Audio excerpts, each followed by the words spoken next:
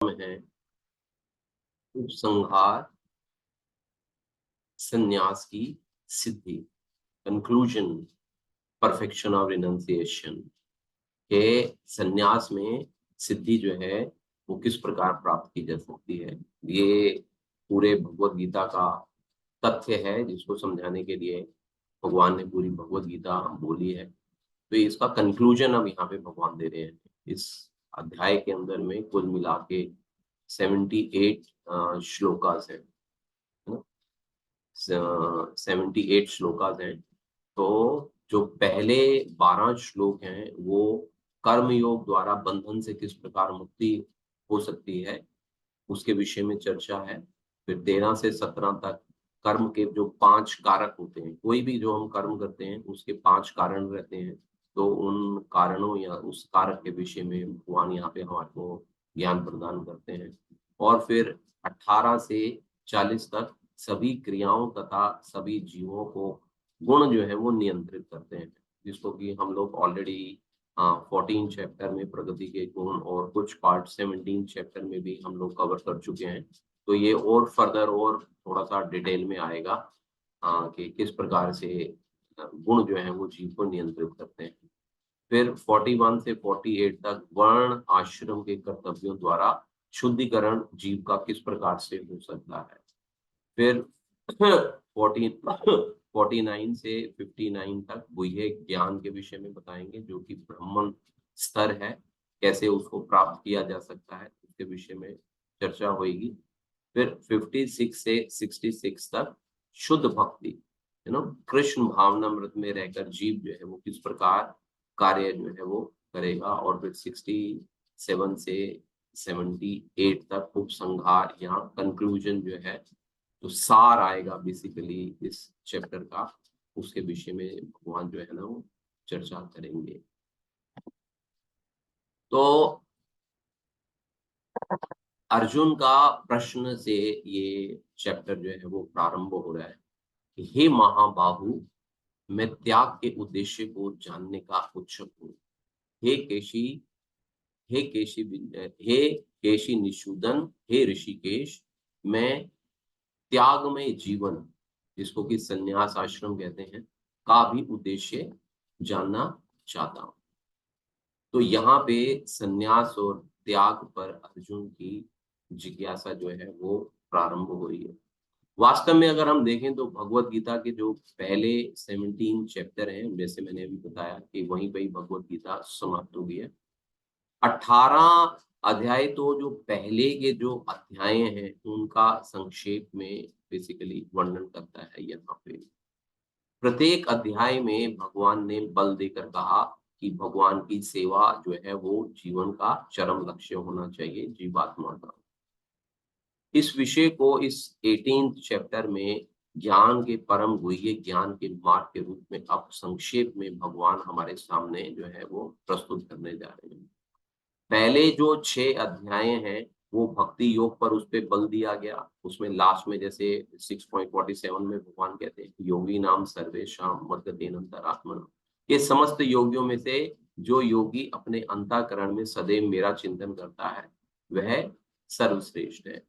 और फिर अगले जो 6 अध्याय हैं उसमें शुद्ध भक्ति, उसकी प्रकृति और उसके कार्य क्या क्या हैं उसकी विवेचना जो है वो की गई है। और फिर जो लास्ट के जो ये 6 चैप्टर हैं उसमें ज्ञान, वैराग्य और परा प्रकृति के कार्यों और भक्ति का वर्णन है। यहाँ पे निष्कर्ष रूप में देखा जाए तो सारे कार्य जो है वो परमेश्वर से युक्त होने चाहिए, जो भी हम कार्य करते हैं अपने जीवन में। और फिर जैसे हमने 17 चैप्टर में देखा कि ओम तत्सत कह के इन कार्यों को हमारे को भगवान को जो है वो अर्पित करना चाहिए। भगवत गीता का ये जो थर्ड पार्ट जो चल रहा है ये हमारा, वो बेसिकली ये हमारे को कंफर्म करता है कि भक्ति ही एकमात्र जो है वो जीवन का लक्ष्य है। और उसके उसकी कंफर्मेशन के लिए जो हमारे पूर्ववर्ती आचार्य हैं या जो हमारे स्क्रिप्चर्स हैं वो इस चीज को जो है वो हमारे को कंफर्मेशन हमारे को देते हैं। जैसे कि सेकंड चैप्टर में संपूर्ण ज्ञान या विषय वस्तु अवेलेबल है सार रूप में, सेकंड चैप्टर में भी वर्णन किया गया है। अकॉर्डिंगली 18 चैप्टर के अंदर में भी सारे उपदेशों का जो सारांश है, इसके अंदर में त्याग या वैराग्य या जो गुणों के विषय में या गुणों के द्वारा किस प्रकार से पद की प्राप्ति हो सकती है, तो हमारे जीवन का लक्ष्य क्या है, इसके विषय में पूरी की पूरी चर्चा हमारे को जानने को मिलेगी। अर्जुन जो है वो भगवत गीता के दो विषयों का स्पष्ट अंतर जानने का इच्छुक है यहाँ पे, और वो है क्या? त्याग और संन्यास।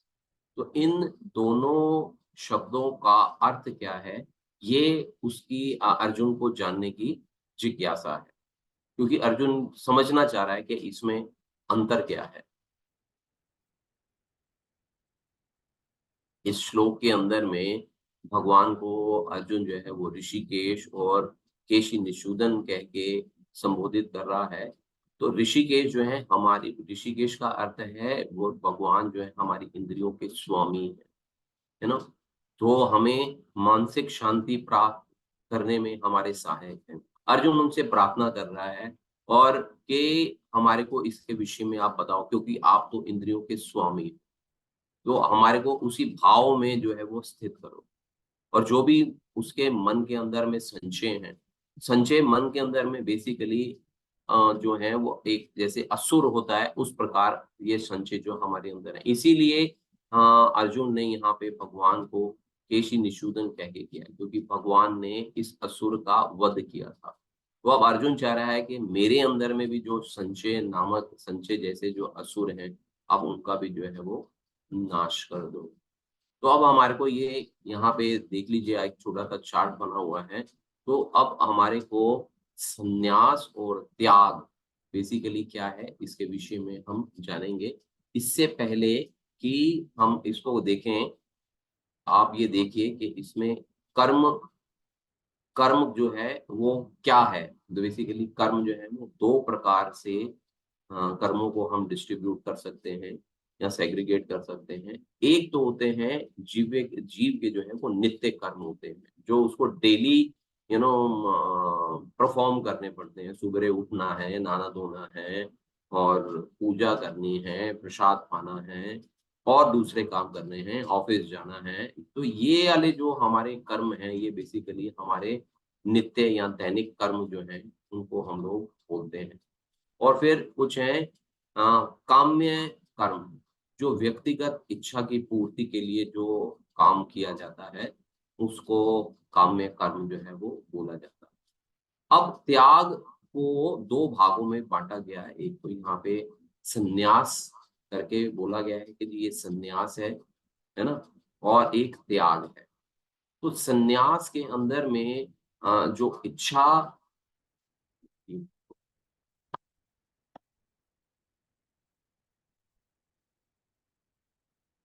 भौतिक इच्छा पर आधारित कर्मों का परित्याग, हमारी जो भौतिक इच्छाएं रहती हैं, उनका, उन कर्मों का परित्याग। ठीक है। अब काम्य कर्म का परित्याग, लेकिन नित्य कर्म का परित्याग नहीं करना। नित्य कर्म जो है वो संन्यास आश्रम के अंदर में, जब जीव संन्यास वाली भाव के अंदर में होता है, तो क्या करता है कि भौतिक इच्छाओं पर आधारित जो भी उसके कर्म हैं, उनका परित्याग करता है ना, और काम्य कर्म का परित्याग करता है। लेकिन नित्य कर्म जो है वो उनको रेगुलर वे में करता रहता है। और जबकि त्याग को अगर हम देखें, तो त्याग में समस्त कार्यों के फलों को ही त्याग देता है। इसमें दोनों कार्य करता है, नित्य कर्म भी करता है, काम्य कर्म भी करता है, दोनों प्रकार के कर्म करता है, लेकिन किसी भी कर्म के फल की इच्छा नहीं करता है, उनको वो त्याग देता है। तो बेसिकली कोई बहुत मेजर इन दोनों में अगर हम देखेंगे तो डिफरेंस नहीं है, लेकिन फिर भी इन दोनों को अलग-अलग करके यहाँ पे भगवान ने हमारे को बताया कि संन्यास में व्यक्ति जो है वो काम्य कर्मों को त्याग देता है और नित्य कर्मों को करता है, और त्याग में व्यक्ति जो है काम्य कर्म और नित्य कर्म दोनों को करता है, लेकिन फल की इच्छा को जो है वो त्याग देता है। अब फल की प्राप्ति के लिए कार्य करना, कार्य को छोड़ देना, लेकिन आध्यात्मिक कार्यों को, जिसमें कि आध्यात्मिक ज्ञान, शुद्धिकरण, मोक्ष, इन सारी क्रियाओं को भगवान बताते हैं कि नहीं छोड़ना चाहिए। इन सारी क्रियाओं को हमारे को किसी भी हम स्थिति में हैं, उस स्थिति या किसी भी हम आश्रम में हैं, इन सारे कार्यों को हमारे को लगातार जो है वो करते रहना चाहिए। अब भगवान बता रहे हैं कि कुछ विद्वान घोषित करते हैं कि समस्त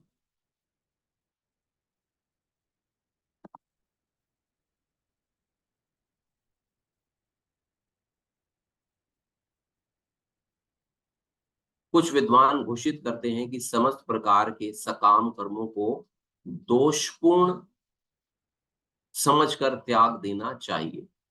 ये भगवान डिफरेंट डिफरेंट लोगों की जो मान्यताएं हैं उसको पहले प्रकाशित कर रहे हैं, और फिर दूसरे में कहते हैं कि कुछ और अन्य विद्वान मानते हैं कि यज्ञ, दान तथा तपस्या जैसे कर्मों को कभी त्यागना नहीं चाहिए। तो ये दो पॉइंट ऑफ व्यू भगवान ने दिए हैं। तो अर्जुन का फिर यहाँ पे प्रश्न आता है कि आपका क्या मत है, आपका क्या निर्णय है, आप क्या बताते हो। ये तो आपने बता दिया कि लोगों का क्या विचार है, आप क्या बोलते हो। तो अब भगवान कहते हैं कि मेरा निर्णय सुनो, हे भरत श्रेष्ठ, मेरा निर्णय सुनो। शास्त्रों में त्याग जो है वो 3 तरह का बताया गया। तो हमने हमने पहले भी देखा है कि सारे प्रकृति के गुण जो है वो 3 प्रकार के गुण हैं। तो प्रत्येक कार्य जो है वो इन्हीं 3 गुणों से विषयभूत है। तो इसी प्रकार यहाँ पे त्याग के विषय में भी बता रहे हैं। तो त्याग के विषय में कि मानव समाज की उन्नति के लिए यज्ञ, दान तथा तपस्या के कर्मों का कभी परित्याग नहीं करना चाहिए, क्योंकि ये महात्माओं को भी शुद्ध बनाते हैं। तो काम्य कर्म या नित्य कर्म कुछ भी करता रहे जीव, ठीक है, लेकिन वो किसी भी आश्रम में रहे, लेकिन ये 3-4 प्रकार के जो कार्य हैं, यज्ञ करना, दान देना, तपस्या करना, भगवान कहते हैं कि इसका परित्याग कभी भी हमारे को नहीं करना चाहिए। तो अर्जुन बोल रहा है कि हमारा क्या दृष्टिकोण होना चाहिए, फिर अगर नहीं छोड़ना चाहिए तो हमारा दृष्टिकोण कैसा रहना चाहिए। तो भगवान कहते हैं कि ये सारे कर्म करो, सारे कर्म करो आप, लेकिन क्या करो, बिना आसक्ति के करो, बिना किसी कर्म फल की आशा के करो, बिना किसी एक्सपेक्टेशन के करो। और कैसे करना है, और भगवान कहते हैं कि इसको जो है वो आप कर्तव्य मान के करो। जब आप किसी भी कार्य को कर्तव्य मान के करोगे और फल की कोई एक्सपेक्टेशन नहीं होगी, तो आपकी उसके साथ में आसक्ति भी नहीं होगी। देखिए, आसक्ति जो हमारे को जो फ्रस्ट्रेशंस होती हैं हमारे जीवन के अंदर में, वो सारी की सारी फ्रस्ट्रेशंस ही इसीलिए होती हैं क्योंकि उसके अंदर में आसक्ति होती है, एक्सपेक्टेशंस होती हैं, और एक्सपेक्टेशंस ही फ्रस्ट्रेशंस का कारण बनती हैं। तो इसलिए यहाँ पे बताया कि बिना आसक्त हुए कार्य को करना है। बिना आसक्त हुए करेंगे तो उसके अंदर में क्या फल प्राप्त होगा, उससे हमारे को कोई फर्क नहीं पड़ेगा। क्योंकि जीव को जैसे हम अपने बच्चों को बड़ा करते हैं, तो उसमें कोई हमारी एक्सपेक्टेशन नहीं होती है। हम लोग क्या समझ के उनको बड़ा करते हैं, ये मेरा कर्तव्य है, मैं इस जीव को इस संसार के अंदर में मैं लेके आया हूँ, तो ये मेरा कर्तव्य है कि मेरे को इसका पालन पोषण करना है। तो इस भाव से जब हम कार्य करेंगे तो इनके कर्म फल जो है वो नहीं भोगने पड़ते हैं। यहाँ पे बेसिकली अगर हम देखें तो कृष्ण के मतानुसार संन्यास और त्याग जो है वो तत्वता जो है वो समान है।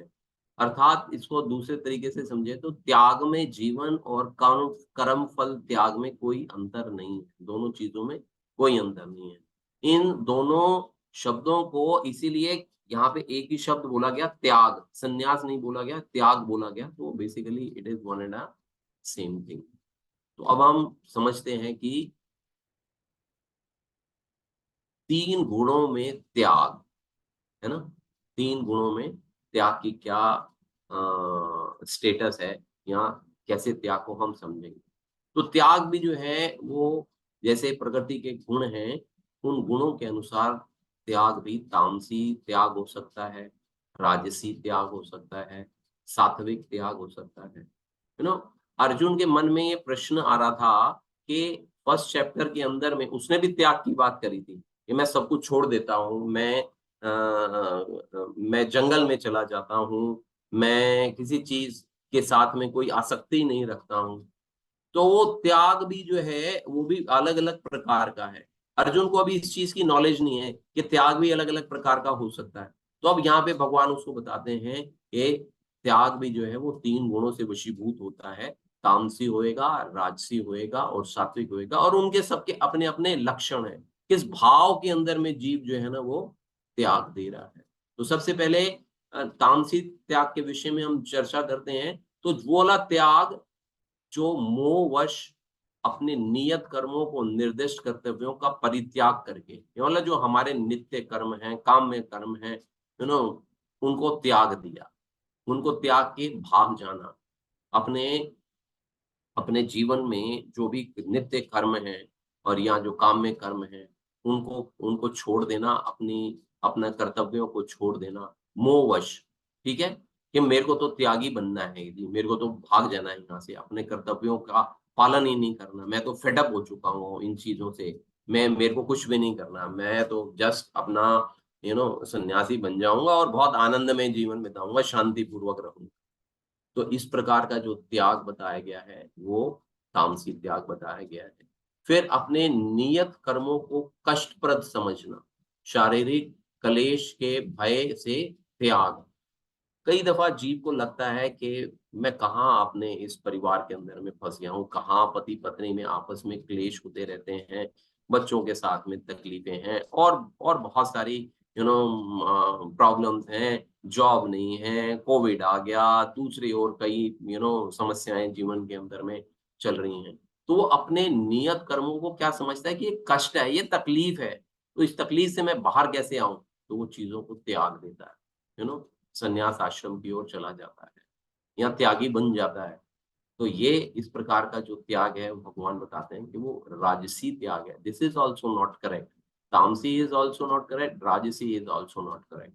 फिर आप बताते हैं कि सात्विक त्याग क्या होता है? कि अपने नियत कर्तव्यों को करणीय मानना, अपने नियत जो जो अपना रूटीन वर्क है, उन अपने कर्तव्यों को करना और भौतिक संगति व फल की आसक्ति का त्याग। ये है एक्चुअल के अंदर में जिसको कि हम त्याग बोल सकते हैं, सात्विक त्याग।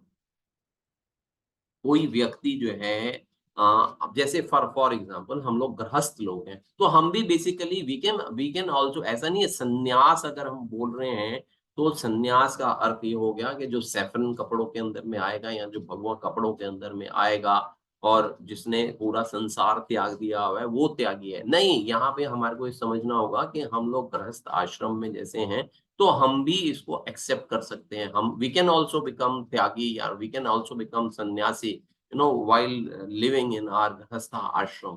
तो जो व्यक्ति कृष्ण भावनामृत में रहता है, जैसे फॉर एग्जांपल ऑफिस में जाता है, फैक्ट्री में जाता है, बिज़नेस करता है या कोई नौकरी करता है, जो कुछ भी कार्य करता है, ठीक है कि नहीं? जो भी बिज़नेस करता है, उससे अपने आप को जोड़ता नहीं है, यू नो और ना वहाँ के लोगों को अपने से जोड़ता है। वो क्या कार्य कर रहा है, वो सिर्फ़ कृष्ण के लिए कार्य कर रहा है। और जो उसका जो भी फल प्राप्त हो रहा है, उस फल को भी कृष्ण को वो अर्पण कर रहा है। तो ये बेसिकली क्या है कि ऐसा जीव जो है वो दिव्य स्तर पे कार्य, जो सतगुण के अंदर में स्थित होकर जो जीव है, वो ना तो त्याग से, ना शुभ कार्यों से, ना शुभ कार्यों से, ना किसी कर्म से, किसी चीज़ में कोई संशय नहीं रखता, किसी चीज़ से घबराता नहीं है।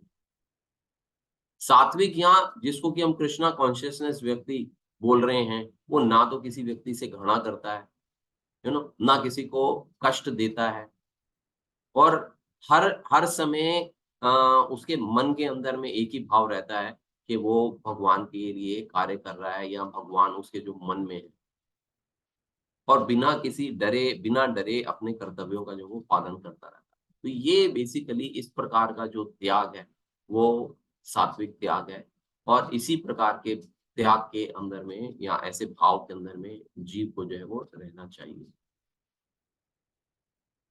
अब प्रश्न ये उठता है कि इसका अर्थ हुआ कि कर्म को पूर्णतः त्यागने से अच्छा है उसके परिणाम को त्याग दिया जाए। तो अर्जुन को ये बात समझ में आ रही है कि बेसिकली जहाँ पे आसक्ति किस चीज से होती है, आसक्ति होती है परिणाम से। उसका रिजल्ट रिजल्ट से क्या होता है? कोई भी हम कार्य करते हैं, कार्य करने से पहले ही हमारे माइंड के अंदर में ये चीज सेट हो जाती है कि मैं ये करने जा रहा हूँ तो मेरे को इससे मिलेगा क्या? तो ये जो कर्ता भाव है, अगर हम इस कर्ता भाव को अगर हम त्याग देते हैं और अगर हम इसको छोड़ देते हैं, तो उसका परिणाम जो भी होगा, वो हमारे को उससे कोई फ़र्क नहीं पड़ेगा। तो यहाँ पे फिर भगवान बताते हैं कि निस्संदेह देहधारी प्राणी के लिए समस्त कर्मों का परित्याग कर पाना असंभव है, किंतु जो कर्म फल का परित्याग कर देता है, वही त्यागी है। जैसे मैंने आपको बताया कि कोई भी कार्य हम लोग कर रहे हैं विदाउट एक्सपेक्टेशन वो पॉसिबल ही नहीं है।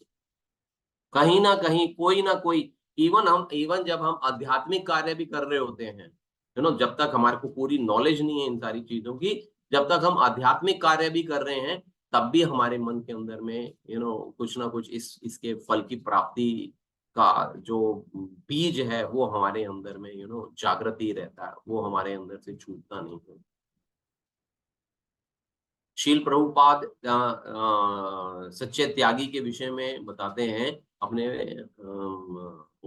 पर्पट के अंदर में कि भगवत गीता में कहा गया है कि मनुष्य कभी भी कर्म का त्याग नहीं कर सकता।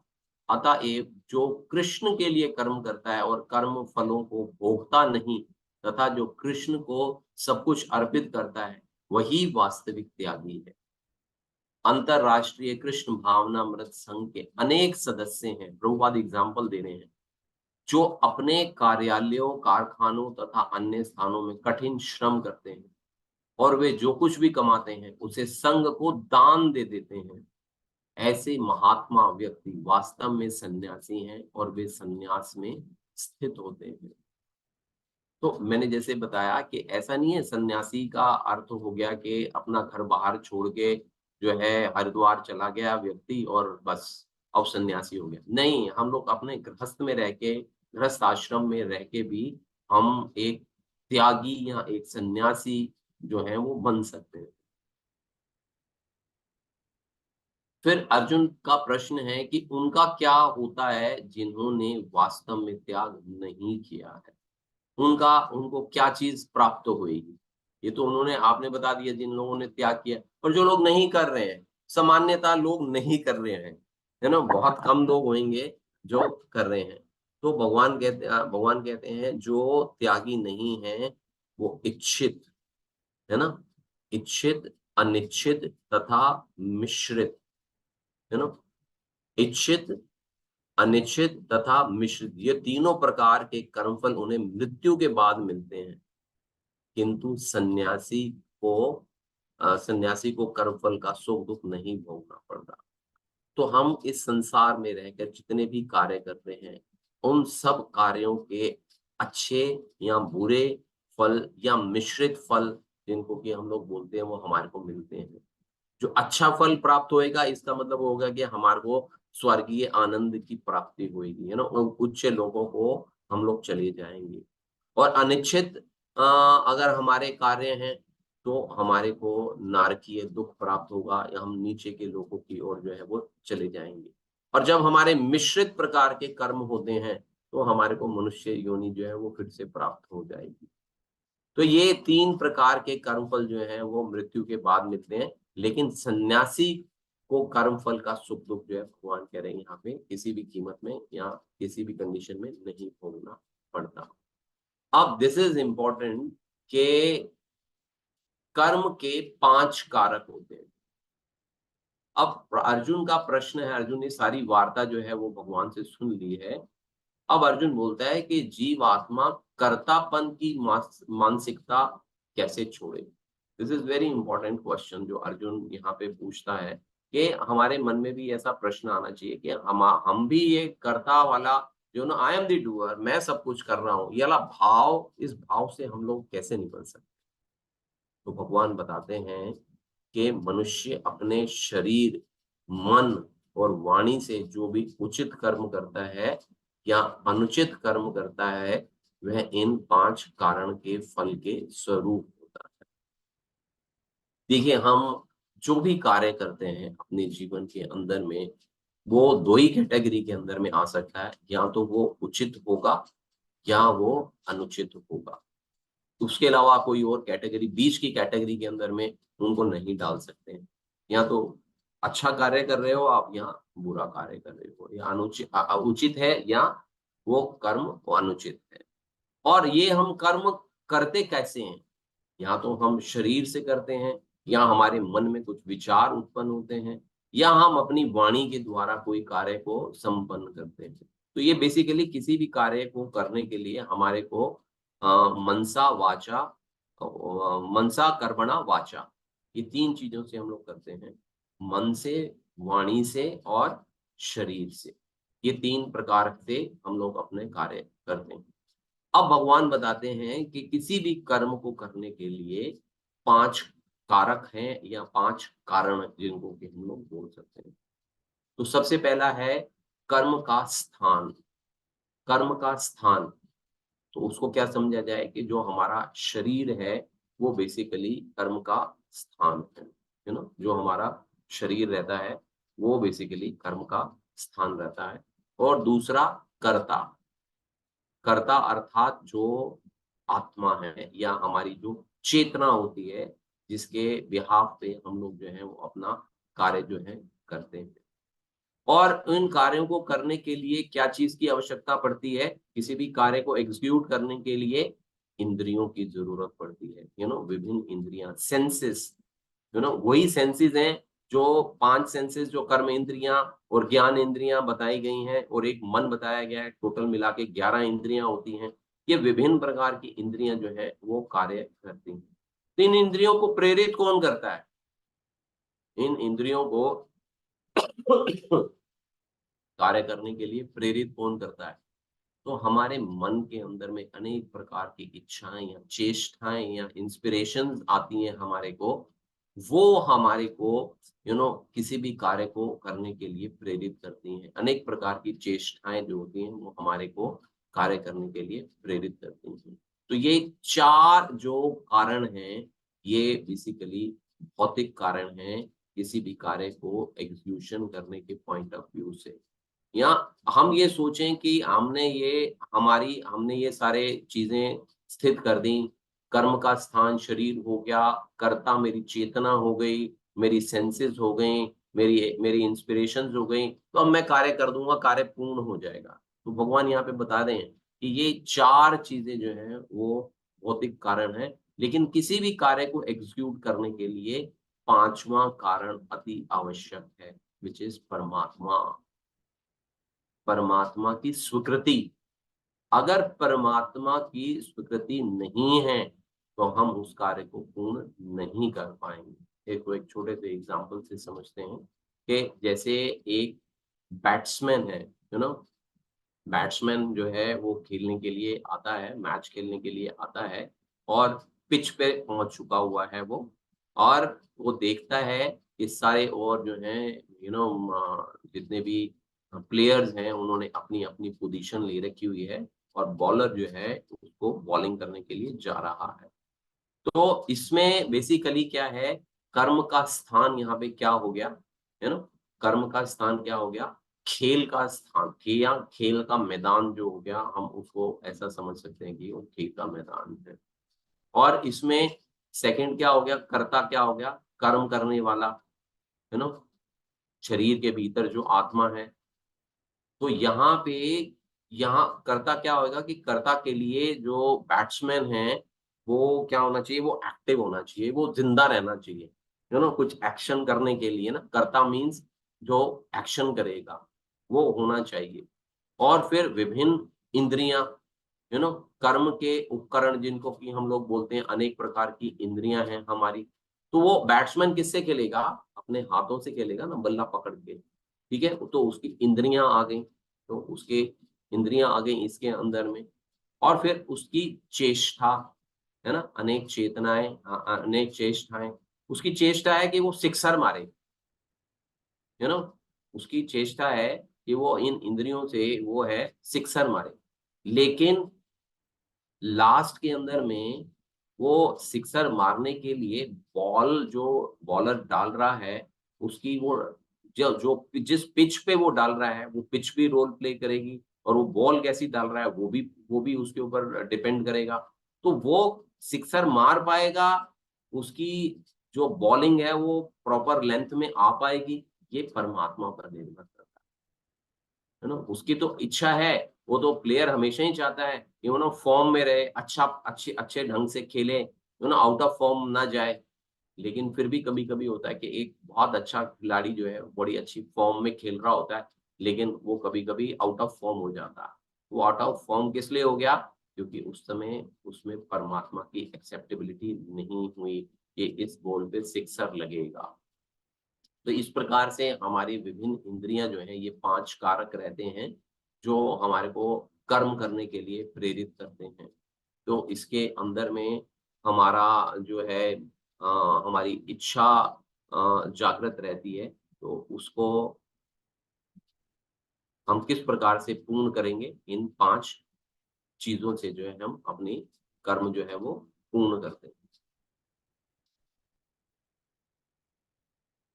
अच्छा, अब कर्म को प्रेरणा कौन देता है? कर्म को प्रेरणा देने वाले कौन-कौन से फैक्टर हैं? तो इसमें बताए हैं, फैक्टर्स दैट मोटिवेट एक्शन, हमारे को कार्य करने के लिए 3 चीज़ें जो हैं, वो हमारे को मोटिवेट करती हैं। यहाँ पे बताया गया है जी, ज्ञाता जिसको कि हम लोग नोअर बोलते हैं, ज्ञान जिसको कि हम लोग नॉलेज बोलते हैं, और फिर ज्ञेय, ऑब्जेक्ट ऑफ द नॉलेज, कि हमारे को करना क्या है, परिणाम जिसको कि यहाँ पे बताया गया। और इसी प्रकार कर्म के 3 घटक भी होते हैं, है ना? 3 घटक भी होंगे। 3 घटकों के अंदर में आएगा कर्ता जो उस कार्य को करेगा, डूअर, और कारण या इंस्ट्रूमेंट्स जिसको कि हम बोलेंगे, जो कि हमारी इंद्रियां हैं, और कर्म जिसको कि हम लोग परिणाम बोलते हैं। तो ये बेसिकली एक साइकिल है। इस साइकिल के थ्रू जाकर जीव जो है वो कार्य करता है।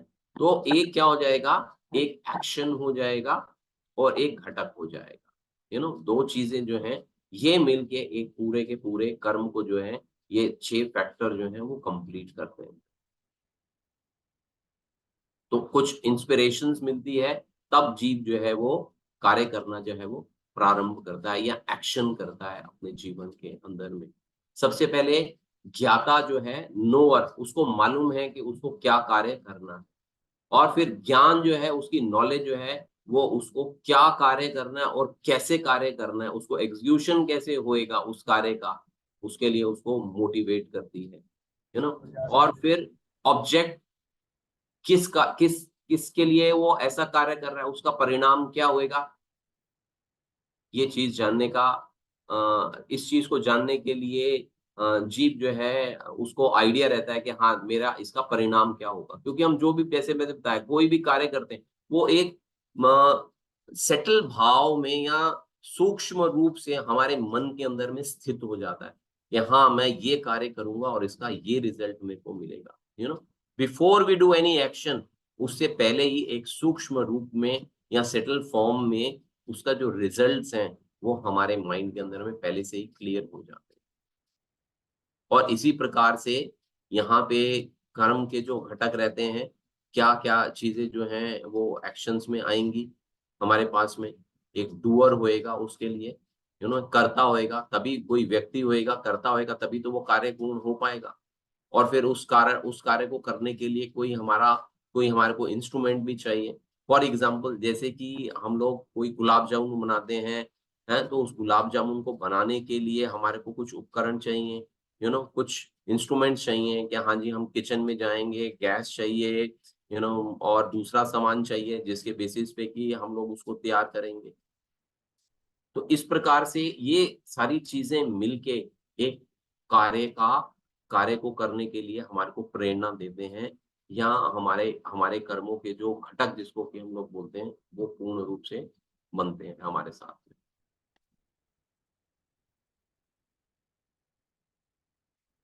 अब 3 गुणों में ज्ञान है ना, तो अब अर्जुन का प्रश्न है, मुझे विश्वास है कि ये सभी भी 3 गुणों द्वारा नियंत्रित होते हैं। ये सारी चीजें जो हैं वो 3 गुणों से नियंत्रित होते हैं। तो जो ज्ञान है, ज्ञेय है, और जो अभी हमने 6 घटक, जो अभी हमने 6 चीजें देखी, ये इंद्रियां हैं, क्रिया है, कर्ता है, तो ये बेसिकली 6 जो हैं ये कन्वर्ट होते हैं 3 के अंदर, इन 3 गुणों के अंदर में, सत्वगुण, रजोगुण और तमोगुण के अंदर में। तो अब पूछता है, अब भगवान कहते हैं कि हाँ अर्जुन, प्रकृति के 3 गुण के अनुसार ही ज्ञान, कर्म तथा कर्ता के 3 भेद हैं। अब आपसे प्रश्न है आप सबसे कि 3 गुणों के विषय में हमने काफी चर्चा करी है, सत्वगुण, रजोगुण और तमोगुण के विषय में। तो यहाँ पे मैंने एक आपकी जानकारी हमारी कितनी आई है, कितनी नहीं आई है, इसलिए मैंने इसको थोड़ा सा फिलिंग द ब्लैंक्स छोड़ दिया हुआ है, यू नो। तो अब हम देखते हैं, हमारे को ज्ञान के विषय में भगवान बताते हैं कि जिस ज्ञान से अनंत रूपों में विभक्त सारे जीवों में एक ही अविभक्त आध्यात्मिक प्रकृति देखी जाती है, उसे ही तुम क्या जानो। क्या क्या बोलेंगे हम यहाँ पे, अपना आप बता सकते हो यहाँ पे फटाफट।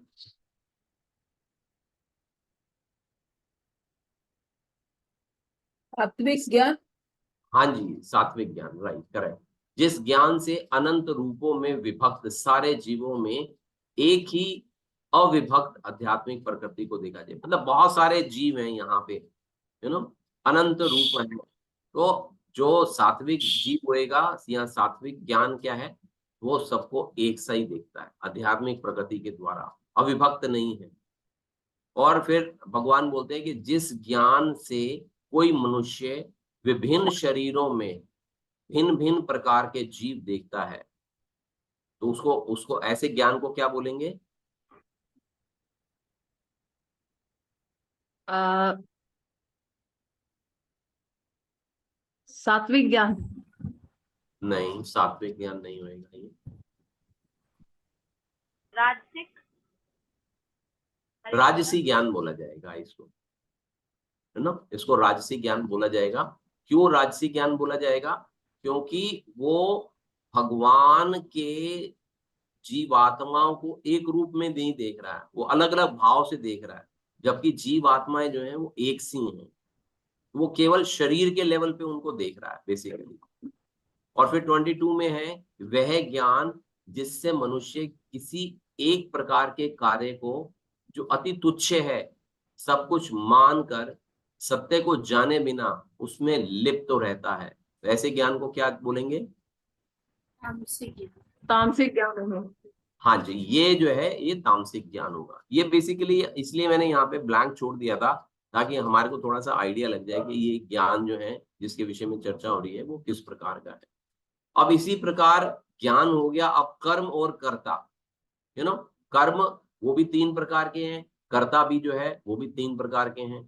तो जो कर्म नियमित है और जो आसक्ति, राग या द्वेष से रहित कर्मफल की चाह के बिना किया जाता है, वह कैसा कार्य कहलाएगा। सात्विक कार्य। यस, वो सात्विक कार्य कहलाएगा।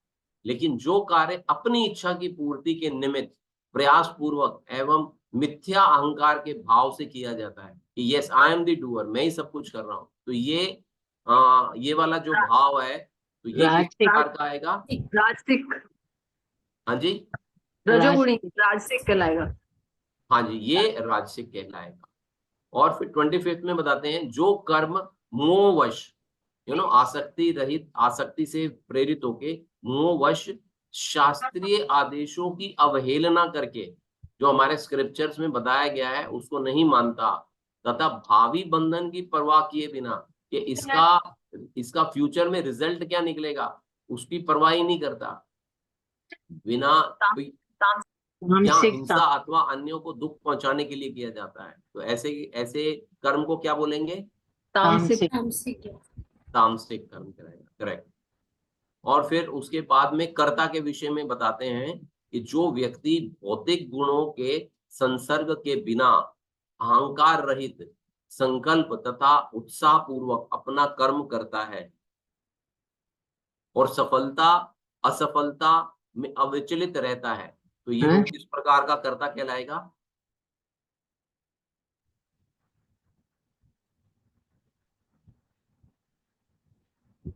सात्विक कहेगा ये भी। एग्जैक्टली राइट, सात्विक कहलाएगा ये। जो कर्ता कर्म तथा कर्म फल, जो कर्ता कर्म तथा कर्म फल के प्रति आसक्त होकर, यहाँ पे आसक्त हो गया, आसक्त होकर फलों का भोग करना चाहता है, तथा जो लोभी, सदैव ईर्ष्यालु, अपवित्र और सुख दुख से विचलित होने वाला है, वह कर्ता किस प्रकार का कर्ता होएगा? तामसिक राजसी तामसिक राजसी राजसिक राजसिक और रजोगुणी होगा। राजसिक कर्ता कहलाएगा।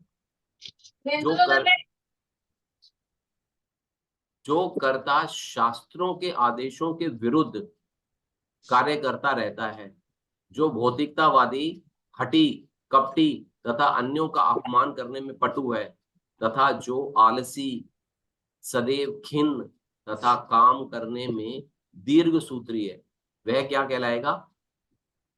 तामसिक तमोगुणी तमोगुणी तमोगुणी। हाँ जी, बिल्कुल तमोगुणी कहलाएगा वो। Thank you for your participation. तो इसी प्रकार जो है भगवान जो है वो बुद्धि और धृति के विषय में, धृति बोलते हैं डिटर्मिनेशन, है ना, बुद्धि और धृति को भी जो है वो अलग अलग गुणों के हिसाब में बताते हैं।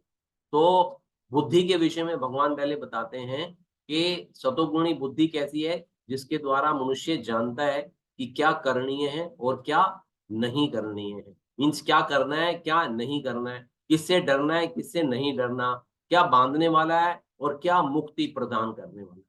इस प्रकार का जो ज्ञान है या इस प्रकार की जो नॉलेज है, वो ऐसी बुद्धि क्या है, वो सतोगुणी बुद्धि कहलाती है। और रजोगुणी बुद्धि क्या होगी? जो बुद्धि भेद नहीं कर पाती है कि धर्म और अधर्म क्या है, राइट और रॉन्ग क्या है, करणीय अकरणीय कर्म में क्या अंतर है, क्या करना चाहिए, क्या नहीं करना चाहिए, उसमें भेद नहीं कर पाता है, डबल माइंडेड रहता है कि मैं ये कर लूं या मैं वो कर लूं। तो ऐसी बुद्धि को क्या बोलेंगे? रजोगुणी बुद्धि बोलेंगे। और जो बुद्धि मोह तथा अहंकार से विषीभूत होकर अधर्म को धर्म तथा धर्म को अधर्म मानती है, जो कि सतोगुण के अंदर में इसका ऑपोजिट होता है, उसको मालूम है धर्म क्या है और अधर्म क्या है। यहाँ पे वो अधर्म को धर्म मानता है तमोगुणी व्यक्ति, और धर्म को अधर्म मानता है। और दूसरा क्या है कि सदैव सत्य के विपरीत दिशा में प्रयत्न करता है। तो उसको सत्य मालूम ही है, उसको सत्य पे कभी चलना ही नहीं है, वो हमेशा असत्य पे ही चलेगा। तो ऐसी बुद्धि क्या होगी? तमोगुणी बुद्धि जो है वो कहलाती है। बेसिकली जैसे टेररिस्ट होते हैं, तो उनको उनको वो डिफरेंशिएट नहीं कर पाते, उनको लगता है कि मैं धार्मिक कार्य कर रहा हूँ, लेकिन वो अधर्म कर रहा होता है, वो सत्य के विपरीत दिशा के अंदर में चल रहा होता है। तो ऐसे ही हमारी जो धृति है या जो हमारी डिटर्मिनेशन जिसको बोलते हैं, वो भी 3 प्रकार की है। तो सात्विक धृति कैसे होती है? जो अटूट है ना, जो जो फिक्स है, जिसमें कि कोई डाउट नहीं है, और उसको योगा अभ्यास के द्वारा अचल बना दिया गया है। जो मन, प्राण तथा इंद्रियों के कार्यकलापों को वश में रखती है। जो हमारी धृति या डिटर्मिनेशन या संकल्प जिसको कि हम लोग बोलते हैं, अगर हमारे संकल्प अटूट नहीं है, और अगर हमारे संकल्प कच्चे हैं, हमारी डिटर्मिनेशन स्ट्रांग नहीं है, तो हमारी इंद्रियां क्या हो जाएंगी? विचलित हो जाएंगी, हमारा मन विचलित हो जाएगा, हम जो चीजें नहीं करनी है वो करने लग जाएंगे। तो यहाँ पे सतोगुणी या सात्विक धरती बताई गई है कि जो अटूट है, और उससे योगा अभ्यास के द्वारा इसको क्या करा जाता है, इसको स्ट्रॉन्ग किया जाता है, इसको सिंचित किया जाता है योगा अभ्यास के द्वारा। तो जब हम ऐसा प्रैक्टिस करते हैं तो क्या रिजल्ट मिलता है हमारे को, कि हमारा मन, प्राण और इंद्रियां जो है वो हमारे वश में रहती हैं। और राजसिक धृति क्या है, धर्म अर्थ काम के फलों में लिप्त तथा सदैव आकांक्षी। क्यों धर्म अर्थ काम, देखिए यहाँ पे मोक्ष नहीं है, यहाँ पे केवल क्या बताया, धर्म अर्थ काम, है ना। जीव जो है वो जीव जो है वो ऐसी हमारे शास्त्रों में हमारे को बताया गया है कि हमारे को धर्म का पालन करना चाहिए, वर्ण आश्रम धर्म के अंदर में ऐसे ऐसी चीजें हमारे को बताई गई हैं कि हम अगर वर्ण आश्रम धर्म का पालन करते हैं तो हमारे को धर्म अर्थ काम मोक्ष की प्राप्ति हो जाती है। लेकिन जो राजसी व्यक्ति होता है वो धर्म को मानता है, अर्थ कमाता है। अर्थ किस लिए कमाता है, काम के लिए, उसको एंजॉय करने के लिए, उसके फलों में लिप्त हो जाता है और सदैव आकांक्षी रहता है। उसकी एक्सपेक्टेशन जो है वो बहुत हायर लेवल पे रहती है। तो ऐसा व्यक्ति जो है वो राजसिक धृति वाला व्यक्ति बोला जाता है। और तामसिक धृति क्या होगी, स्वपन, भय, शोक, विषाद तथा मोह के परे नहीं जाती है। वो बस फैंटेसी लाइफ के अंदर में, फैंटेसी के अंदर में ही वो स्वप्न में ही है केवल, हाँ जी ऐसा हो जाएगा, वैसा हो जाएगा, और किसी भी चीज से उसको, हर चीज से उसको भय रहता है, शोक, और कोई कोई चीज चले जाने का उसको मतलब एक शोक विषाद रहता है। वो मुंह से परे ही नहीं जा पाता, वो बहुत ज्यादा अटैचमेंट रहती है उसको। तो ऐसी धृति को तामसिक धृति कहा गया। अब 3 गुणों में सुख, सुख भी जो है वो भी 3 गुणों के अंदर में बताया गया है। सुख पाने के लिए एकमात्र लक्ष्य के लिए अलग अलग लोग अलग अलग गतिविधियों में संलग्न होते हैं।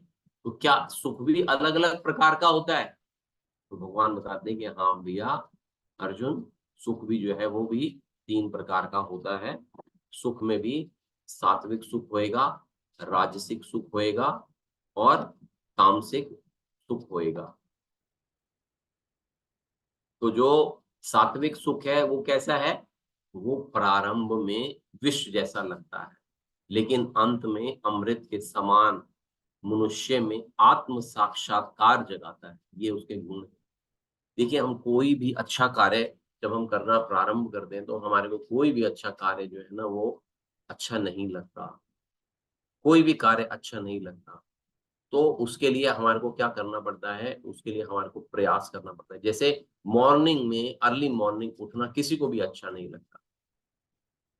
मॉर्निंग में अर्ली मॉर्निंग उठना 3 बजे, 4 बजे, 5 बजे किसी को भी नहीं अच्छा लगता। सबको लगता है कि नींद बड़ी अच्छी आ रही है इस समय, तो हम इस समय सोते हैं, इस समय हमारे को कुछ और कार्य करने की आवश्यकता नहीं है। तो बड़ा विष जैसा लगेगा। किसी को बोलोगे सुबह सुबह उठना है, उठ के आध्यात्मिक क्रियाएं करनी है या जप करना है या साधना करनी है, तो उसको लगेगा कि क्या प्रॉब्लम है।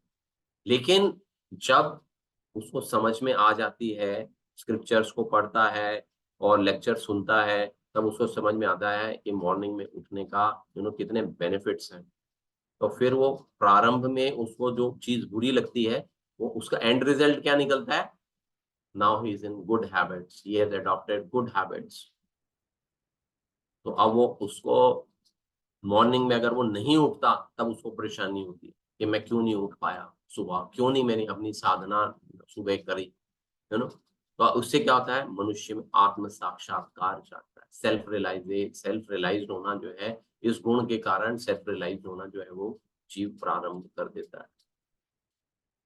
अब रजोगुणी सुख किस प्रकार का हुआ, जो सुख इंद्रियों द्वारा उनके विषयों के संसर्ग से प्राप्त होता है ना। जैसे बद्ध जीव जो है ना, वो ये हमारी 5 कर्म इंद्रियां, 5 ज्ञान इंद्रियां, तो उसमें जीव जो है ना वो जैसे त्वचा है, तो त्वचा को स्पर्श करना चाहता है, वो अपनी इंद्रियों में ना सुख ढूंढने का प्रयास करता है। तो उसको लगता है कि बहुत अच्छा हो जाएगा, है ना। जैसे एक युवक जो है किसी युवती से मिलता है और या युवती जो है वो किसी युवक से मिलती है, तो वो ऐसे में उसके अंदर में कोई अगर दोष है तो उसके दोषों को नहीं देखा जाता, तो उसको क्या करना है, उसको स्पर्श करने का प्रयास करना है, उसके साथ संभोग करने का प्रयास करता है, ठीक है? जो वो आपस में लिप्त होने का प्रयास करते हैं। तो और अगर उसके बीच में अगर कोई गड़बड़ हो जाए आपस में, तो क्या हो जाएगा? शोक हो जाएगा, है ना? विषाद उत्पन्न हो जाएगा, झगड़ा उत्पन्न हो जाएगा। तो ये बेसिकली इस प्रकार के जो कार्य हैं, जो प्रारंभ में हमारे को लगता है कि बहुत आनंद देंगे हमारे को, बहुत आनंद देंगे, लेकिन लास्ट में हमारे को कैसे लगते हैं कि ये विष तुल्य है, हमारे को आनंद नहीं दे रहे हैं ये। और इसी प्रकार जो तामसिक सुख है, जो सुख आत्म साक्षात्कार के प्रति अंधा है, हमारे को कोई सेल्फ रियलाइजेशन ही नहीं हो रही है, हमारे को मालूम ही नहीं है कि सेल्फ रियलाइजेशन होती क्या है। और जो प्रारंभ से लेके अंत तक मोह कारक है, पूरा का पूरा मोह के अंदर में जीव जो है वो जकड़ा हुआ है, जो निद्रा, आलस्य तथा मोह से उत्पन्न होता है। जो व्यक्ति आलस्य, निद्रा में ही सुखी रहता है, जिसे कोई अनुमान ही नहीं कि वो किस प्रकार का कर्म किया जाए या नहीं किया जाए, जिसके लिए सारी वस्तुएं भ्रम है, मोह है, उसे ना तो प्रारंभ में सुख मिलता है ना अंत में सुख मिलता है। रजोगुणी व्यक्ति जो है उसके लिए प्रारंभ में एटलीस्ट कुछ समय तक तो उसको सुख मिलता है, फिर बाद में उसको दुख मिलता है। लेकिन जो रजोगुणी व्यक्ति है वो तो प्रारंभ से लेके अंत तक दुख ही दुख में रहता है, प्रारंभ से लेके अंत तक जो है वो इसी भाव के अंदर में ही रहता है।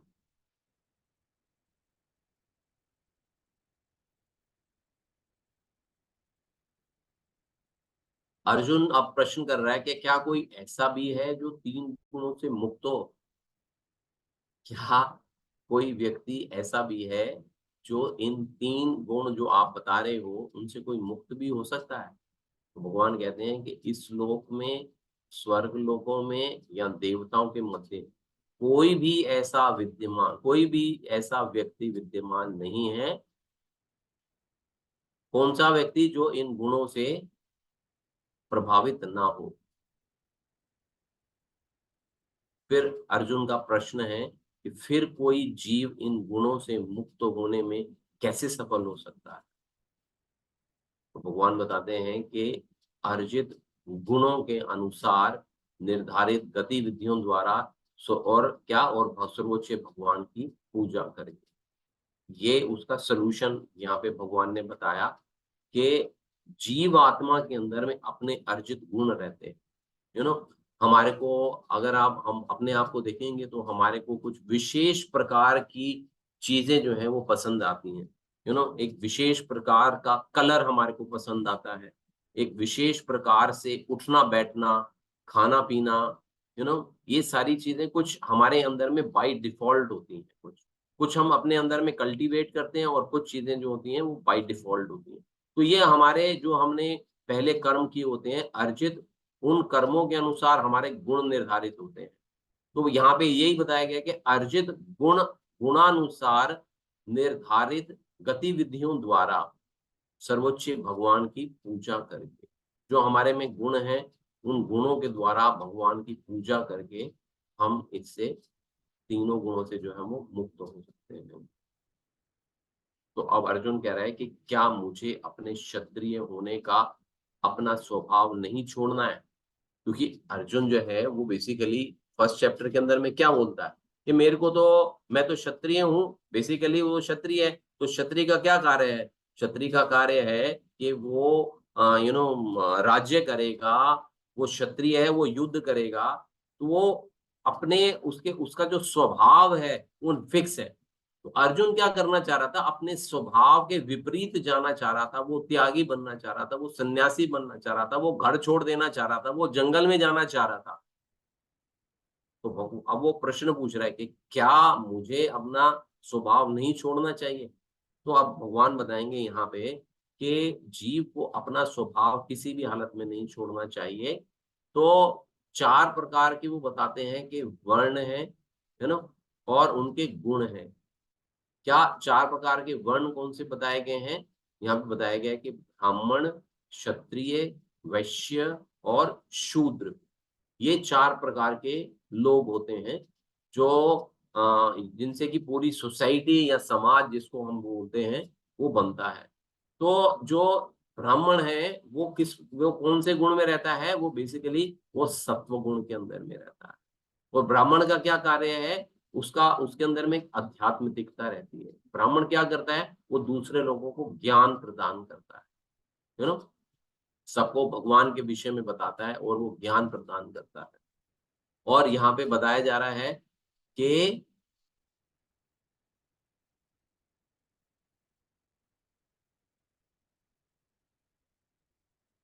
हम्म,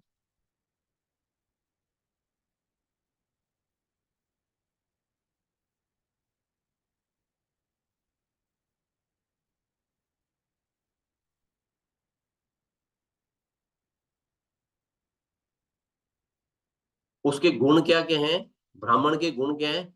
शांति प्रियता, है ना, आत्म संयम, तपस्या, पवित्रता, सहिष्णुता, सत्यनिष्ठा, ज्ञान विज्ञान तथा धार्मिकता। ये 9 गुण हैं ब्राह्मण से, जिनसे कि ब्राह्मण जाना जाता है। और ब्राह्मण जो होगा वो सत्व गुण को रिप्रेजेंट करता है और उसका कार्य क्या रहता है? आध्यात्मिक कार्य रहते हैं उसके कार्यकलाप जो होते हैं वो दूसरों को ज्ञान प्रदान करना। तो इसी प्रकार जो क्षत्रिय है, क्षत्रिय जो है मुख्यतः रजोगुण के अंदर में रहता है। उसके अंदर में सत्व गुण थोड़ा सा होता है, ऐसा नहीं है कि सत्व गुण नहीं होता। कोई भी व्यक्ति होगा उसके अंदर में तीनों प्रकार के गुण होंगे, सतोगुण भी होगा, रजोगुण भी होगा, तमोगुण भी होगा, लेकिन किसी एक गुण की प्रधानता रहती है उस जीव के अंदर में। तो जो क्षत्रिय होता है उसके अंदर में जो प्रधानता है वो रजोगुण की है, और सत्वगुण जो है वो गौण है, वो सेकेंडरी है। और इनका कार्य क्या होता है? राजनैतिक कार्य, सत्ता संभालना, एडमिनिस्ट्रेशन जिसको कि हम लोग बोलते हैं, एडमिनिस्ट्रेशन कार्य, एडमिनिस्ट्रेटिव वर्क जिसको कि हम लोग बोलते हैं, वो सारे के सारे कार्य करता है। तो उसके गुण क्या है? कैसे पहचान होती है उसकी? वीरता उसका गुण है, शक्तिशाली होता है वो, संकल्प होता है उसके अंदर में, दृढ़ संकल्प होता है उसके अंदर में, दक्षता होती है, युद्ध में धैर्य रखता है, और उदारता है उसके अंदर में, और वो लोगों का नेतृत्व करता है। ये क्षत्रिय के गुण हैं। और वैश्य कौन है? वैश्य जो है वो जो आर्थिक चीजें होती हैं, जैसे कि पैसा, उसको एग्जीक्यूशन में लेके आता है ना, वो बेसिकली ये जो वर्ण है बेसिकली वो रजोगुण के अंदर में रहता है। इसका जो रजोगुण की प्रधानता रहती है और गौण रहता है इसके अंदर में तमोगुण। और ये क्या क्या कार्य करते हैं? कृषि, गोरक्षा तथा व्यापार। और फिर लास्ट में आ जाता है शूद्र। शूद्र जो है वो बेसिकली तमोगुण में रहता है और गौण होता है उसके अंदर में रजोगुण। ये शारीरिक कार्य करते हैं बेसिकली, अपने शरीर से कार्य करते हैं। तो शरीर से क्या कार्य कर सकते हैं? श्रम करता है और अन्यों की सेवा करता है बेसिकली। ब्राह्मण, क्षत्रिय, वैश्य और शूद्र में प्राकृतिक गुणों के अनुसार उनके स्वभाव द्वारा उत्पन्न गुणों से भेद किया जा सकता है, जैसे अभी हमने आपको यहाँ पे बताया।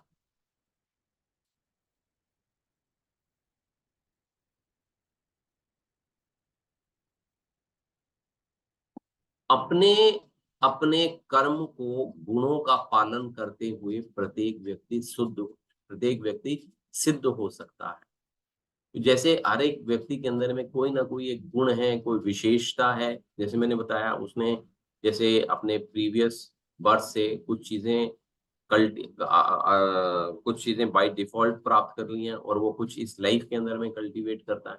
तो भगवान कह रहे हैं कि इन गुणों का पालन करते हुए प्रत्येक व्यक्ति जो है वो सिद्धि प्राप्त कर सकता है। तो किस प्रकार से सिद्धि प्राप्त कर सकता है? सबके उद्गम और सर्वव्यापी उस भगवान की उपासना करके। क्योंकि जब तक जीव जो है कृष्ण भावना भावित या कृष्ण को सरेंडर नहीं करता, तो किसी का भी उद्धार होना बहुत ही कठिन है। अब अर्जुन बोल रहा है कि ब्राह्मण तो सत्व गुण में है, क्या ब्राह्मण के कर्तव्यों का पालन करना बेहतर नहीं होगा? अब अर्जुन के मन में प्रश्न है, मैं क्षत्रिय हूं और जो अभी आपने चार वर्ण बताए हैं उसके अंदर में क्या जो ब्राह्मण है वो अच्छी अवस्था में नहीं है, तो क्या मैं ब्राह्मण का कार्य नहीं कर सकता? अगर मैं ब्राह्मण का कार्य करूंगा तो मैं मेरे लिए बेटर हो जाएगा, क्योंकि ब्राह्मण जो है सत्वगुण में है, और आप भी बोल रहे हो सत्वगुण में उठो, त्रिगुण में ही बनाओ, तीनों गुणों से ऊपर उठाओ, सत्व शुद्ध सत्व में आ जाओ, तो क्या बेटर नहीं है मैं उसमें आऊं? तो भगवान कहते हैं कि प्रत्येक प्रयास किसी ना किसी दोष से आवृत है। हम जो भी प्रयास करते हैं या जो भी हम कार्य करते हैं, तो वो किसी ना किसी, जैसे कि यहाँ पे एग्जाम्पल भी आएगा कि लकड़ी और अग्नि और धुआं, यहाँ पे एग्जाम्पल भी आएगा। तो हाँ, जिस प्रकार अग्नि धुएं से आवृत रहती है, प्रत्येक प्रयास किसी ना किसी दोष से आवृत है। हम जो भी कार्य करते हैं उसके अंदर में कोई ना कोई नेगेटिविटी या कोई ना कोई दोष उसके अंदर में होता है। किस प्रकार दोष होता है? जिस प्रकार धुएं से अग्नि धुएं से किस प्रकार से आवृत रहती है?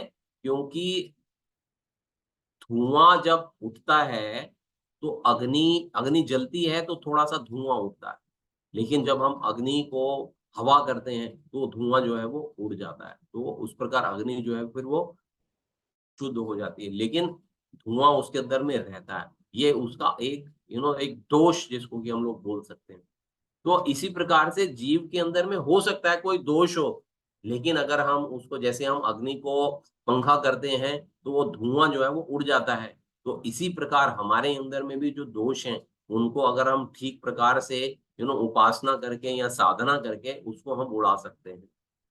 तो जिस प्रकार अग्नि धुएं से इस अपना व्रति परक कार्य त्रुटिपूर्ण करने से ही क्यों ना किया जाए, जो हमारा कार्य है, जो अभी जैसे कि अर्जुन को बताया जा रहा है कि अर्जुन क्षत्रिय है, अर्जुन को लग रहा है कि नहीं मेरा कार्य, लेकिन अर्जुन को क्या मोटिवेशन दी मिल रही है कि नहीं आप अपना कार्य करो, आप अपना कार्य करो, अन्य किसी के कार्य को स्वीकार करने की अपेक्षा श्रेष्ठ है।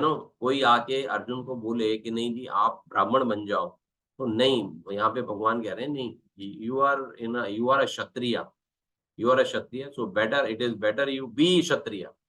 आपको अपना ही कार्य करो, भले आपको अपना कार्य अच्छा ना लग रहा हो फिर भी अपना ही कार्य करो, और कभी भी पाप से, और ये दूसरे का कार्य स्वीकारने से श्रेष्ठ है, और कभी भी पाप से प्रभावित नहीं होगा। तो ऐसा कार्य जो हम अपनी वृत्ति के अनुसार करते हैं उससे हमारे को कभी भी किसी प्रकार का पाप कार्य जो है वो नहीं मिलता है, नहीं नहीं लगता है।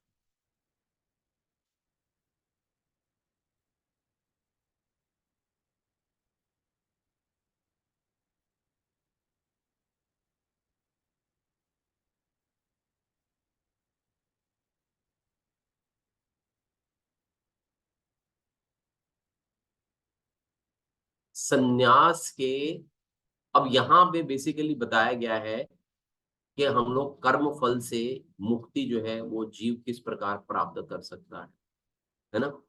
तो उसका अलग अलग स्तर यहाँ पे जो है वो बताए गए हैं कि कर्म फल से मुक्ति किस प्रकार से हो सकती है, जब जीव जो है वो ब्रह्मन के स्तर पे, ब्रह्म के स्तर पे आ जाता है, और फिर ब्रह्म के स्तर से आके वो शुद्ध भक्ति में लीन होता है, और जब वो शुद्ध भक्ति में लीन होता है तो फिर वो कृष्ण की ओर जाता है, या शुद्ध भक्ति की ओर, या जो अल्टीमेट गोल है जीवन का उसको प्राप्त करता है। बेसिकली यहाँ पे थोड़ा सा समझाया गया है इसको, थोड़ा सा अंडरस्टैंड करने की कोशिश करते हैं कि सन्यास क्या है। सन्यास के अभ्यास का अर्थ है बेसिकली कर्म फल से मुक्ति।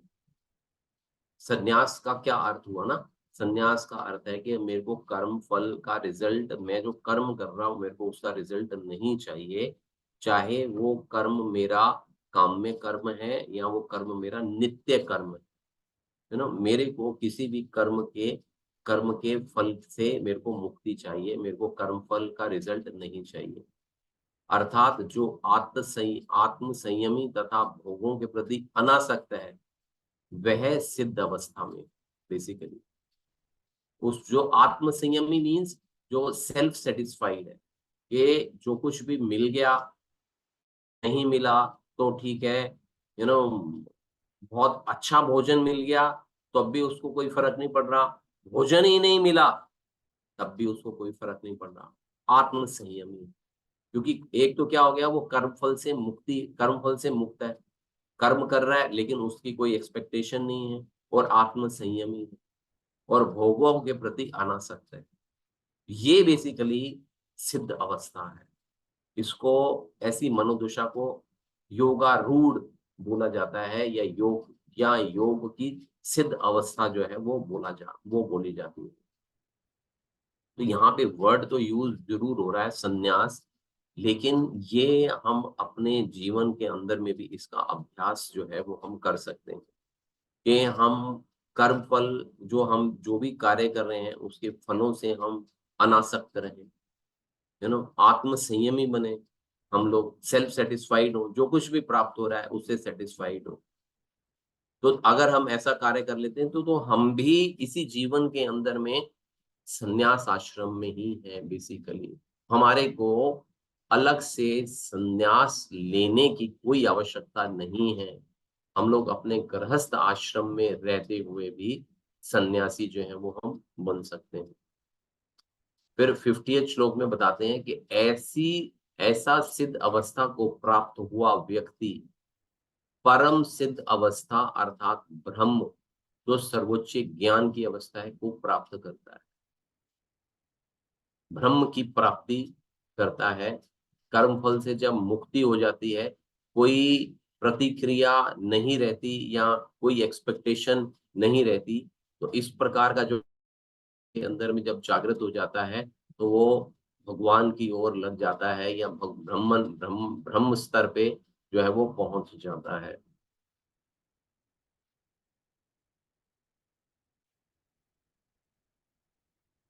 अब इसके जो गुण हैं, जो क्वालिटीज यहाँ पे बताई गई हैं, वो भी इतना समय नहीं रहेगा कि उनको हम डिस्कस करेंगे। वो 51, 52, 53 श्लोका जो है उसको उसमें जो क्वालिटीज हैं ब्राह्मण की, उनके विषय में चर्चा है। एक सेकंड रुकिए, मैं देख लेता हूँ।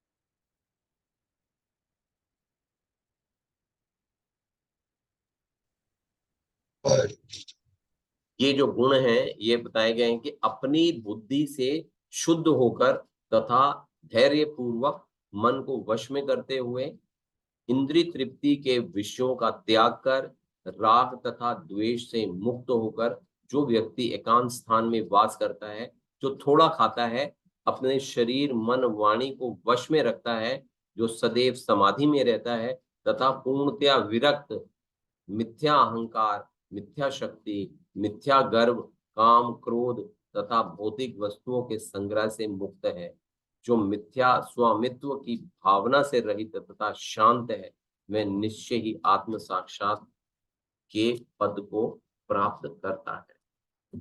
तो ये बेसिकली यहाँ पे जो ये क्वालिटीज हैं, अगर हम इन क्वालिटीज को अपनी लाइफ के अंदर में अडॉप्ट कर लेते हैं तो हम लोग जो है वो ब्रह्म के स्तर पे जो है हम पहुंच सकते हैं।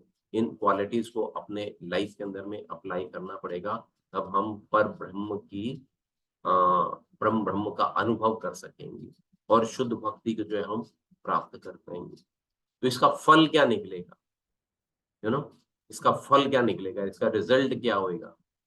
इसका रिजल्ट आएगा कि हम लोग कृष्ण की ओर, या कृष्ण को, या वैकुंठ लोक जिसको कि हम लोग बोलते हैं, उन वैकुंठ लोकों को हम लोग जो है वो प्राप्त कर पाएंगे। तो ये बेसिकली ग्रेजुअल प्रोसेस है। ये धीरे धीरे ही हम लोग इसको अपने जीवन के अंदर में अप्लाई कर पाएंगे, क्योंकि ये सारे गुण जो हैं वो ओवरनाइट हमारे अंदर में नहीं आ सकते। लेकिन हाँ, ये चीज अवश्य है कि ये सारे के सारे गुण जो हैं वो हमारे अंदर में ऑलरेडी अवेलेबल है। We need to just cultivate and उनको उजागर करना है, हमारे को अपने अंदर में उन गुणों को बेसिकली उजागर करना है थ्रू साधना, थ्रू प्रैक्टिस। जब हम उसको करेंगे तो ये सारी चीजें हमारे अंदर में डेवलप हो जाएंगी। और यही भगवत गीता हमारे को सिखा रही है कि अपने आप को पहचानने का प्रयास करो, आसक्त मत हो किसी भी चीज के साथ में। जो आसक्ति क्या है, बेसिकली आसक्ति जो है वो बंधन का कारण बनती है।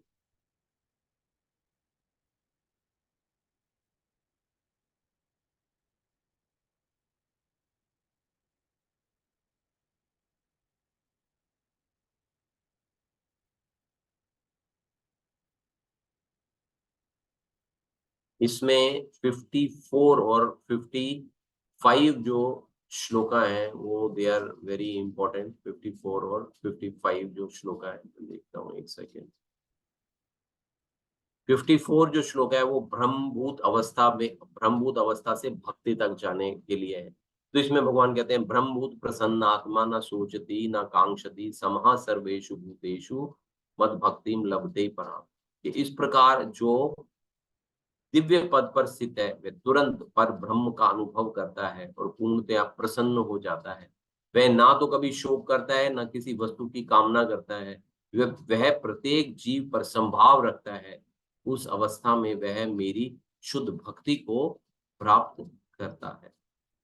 तो भगवान 55 में बताते हैं कि कृष्ण को भक्ति द्वारा बुझ भगवान को यथा रूप में जाना जा सकता है। जब मनुष्य ऐसी भक्ति से पूर्ण भावनामृत में होता है तो वह वैकुंठ जगत में प्रवेश कर सकता है। तो ये दीज आर इम्पोर्टेंट श्लोका जहाँ पे भगवान ने अपना मत दिया कि जीव जो है वो किस प्रकार से प्रोग्रेस करता हुआ उनकी ओर जो है वो पहुंच सकता है।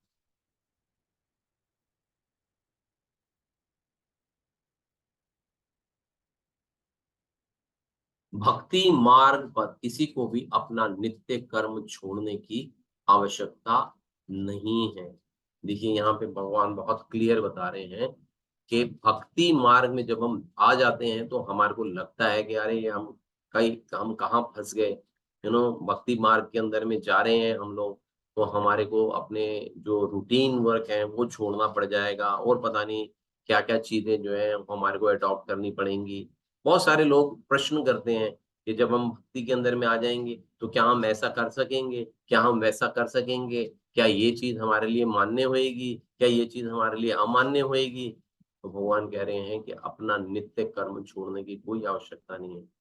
आपको ध्यान होगा भगवान को बताया कि आपको अपना नित्य कर्म छोड़ने की आवश्यकता नहीं है।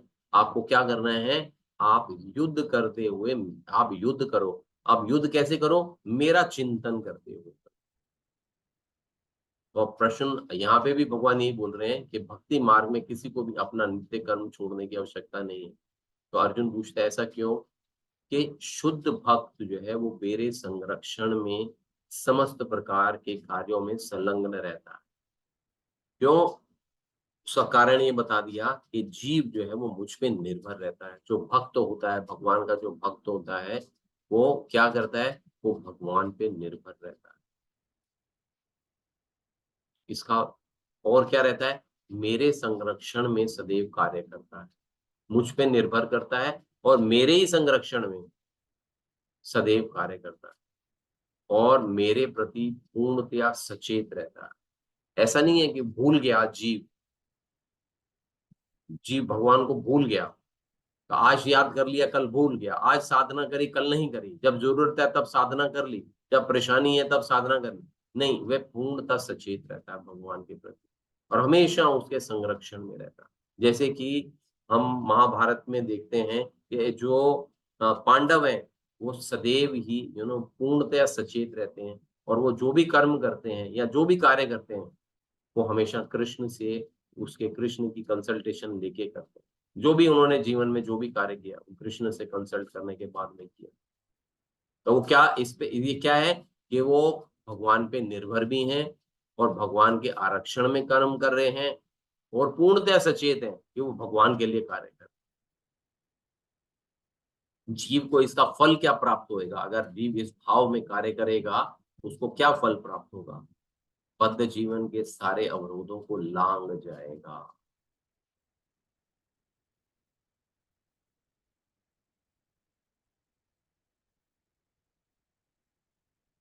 और अगर इसको कोई नहीं मानता, कोई इसकी अवहेलना अवहेलना करता है, तो क्या होएगा?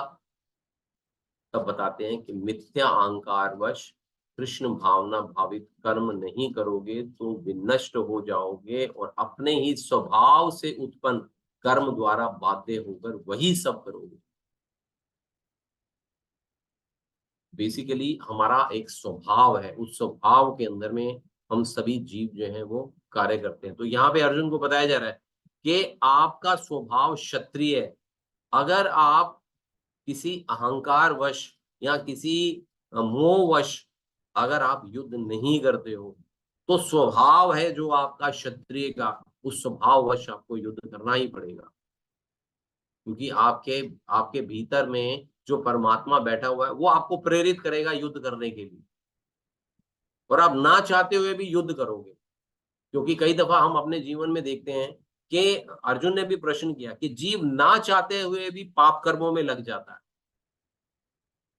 जीव ना चाहते हुए पाप कर्मों में लग जाता है। तो यहाँ पे जीव नहीं चाहेगा, अगर अर्जुन नहीं चाहेगा युद्ध करना, तो भी स्वभाववश उसको जो है वो युद्ध करना ही पड़ जाएगा, वो बाध्य हो जाएगा वही सब करने के लिए। और फिर बताते हैं भगवान के अन्यथा मेरी कृपा से तुम परम शांति को तथा परम नित्य धाम को प्राप्त करोगे। अगर आप मेरी बात को मान लोगे तो क्या होगा? मेरी कृपा भी प्राप्त होगी, आपका मन भी शांत होगा और आप मुझे भी प्राप्त जो है वो कर पाओगे। ये श्लोकाज हैं 56 टू 62।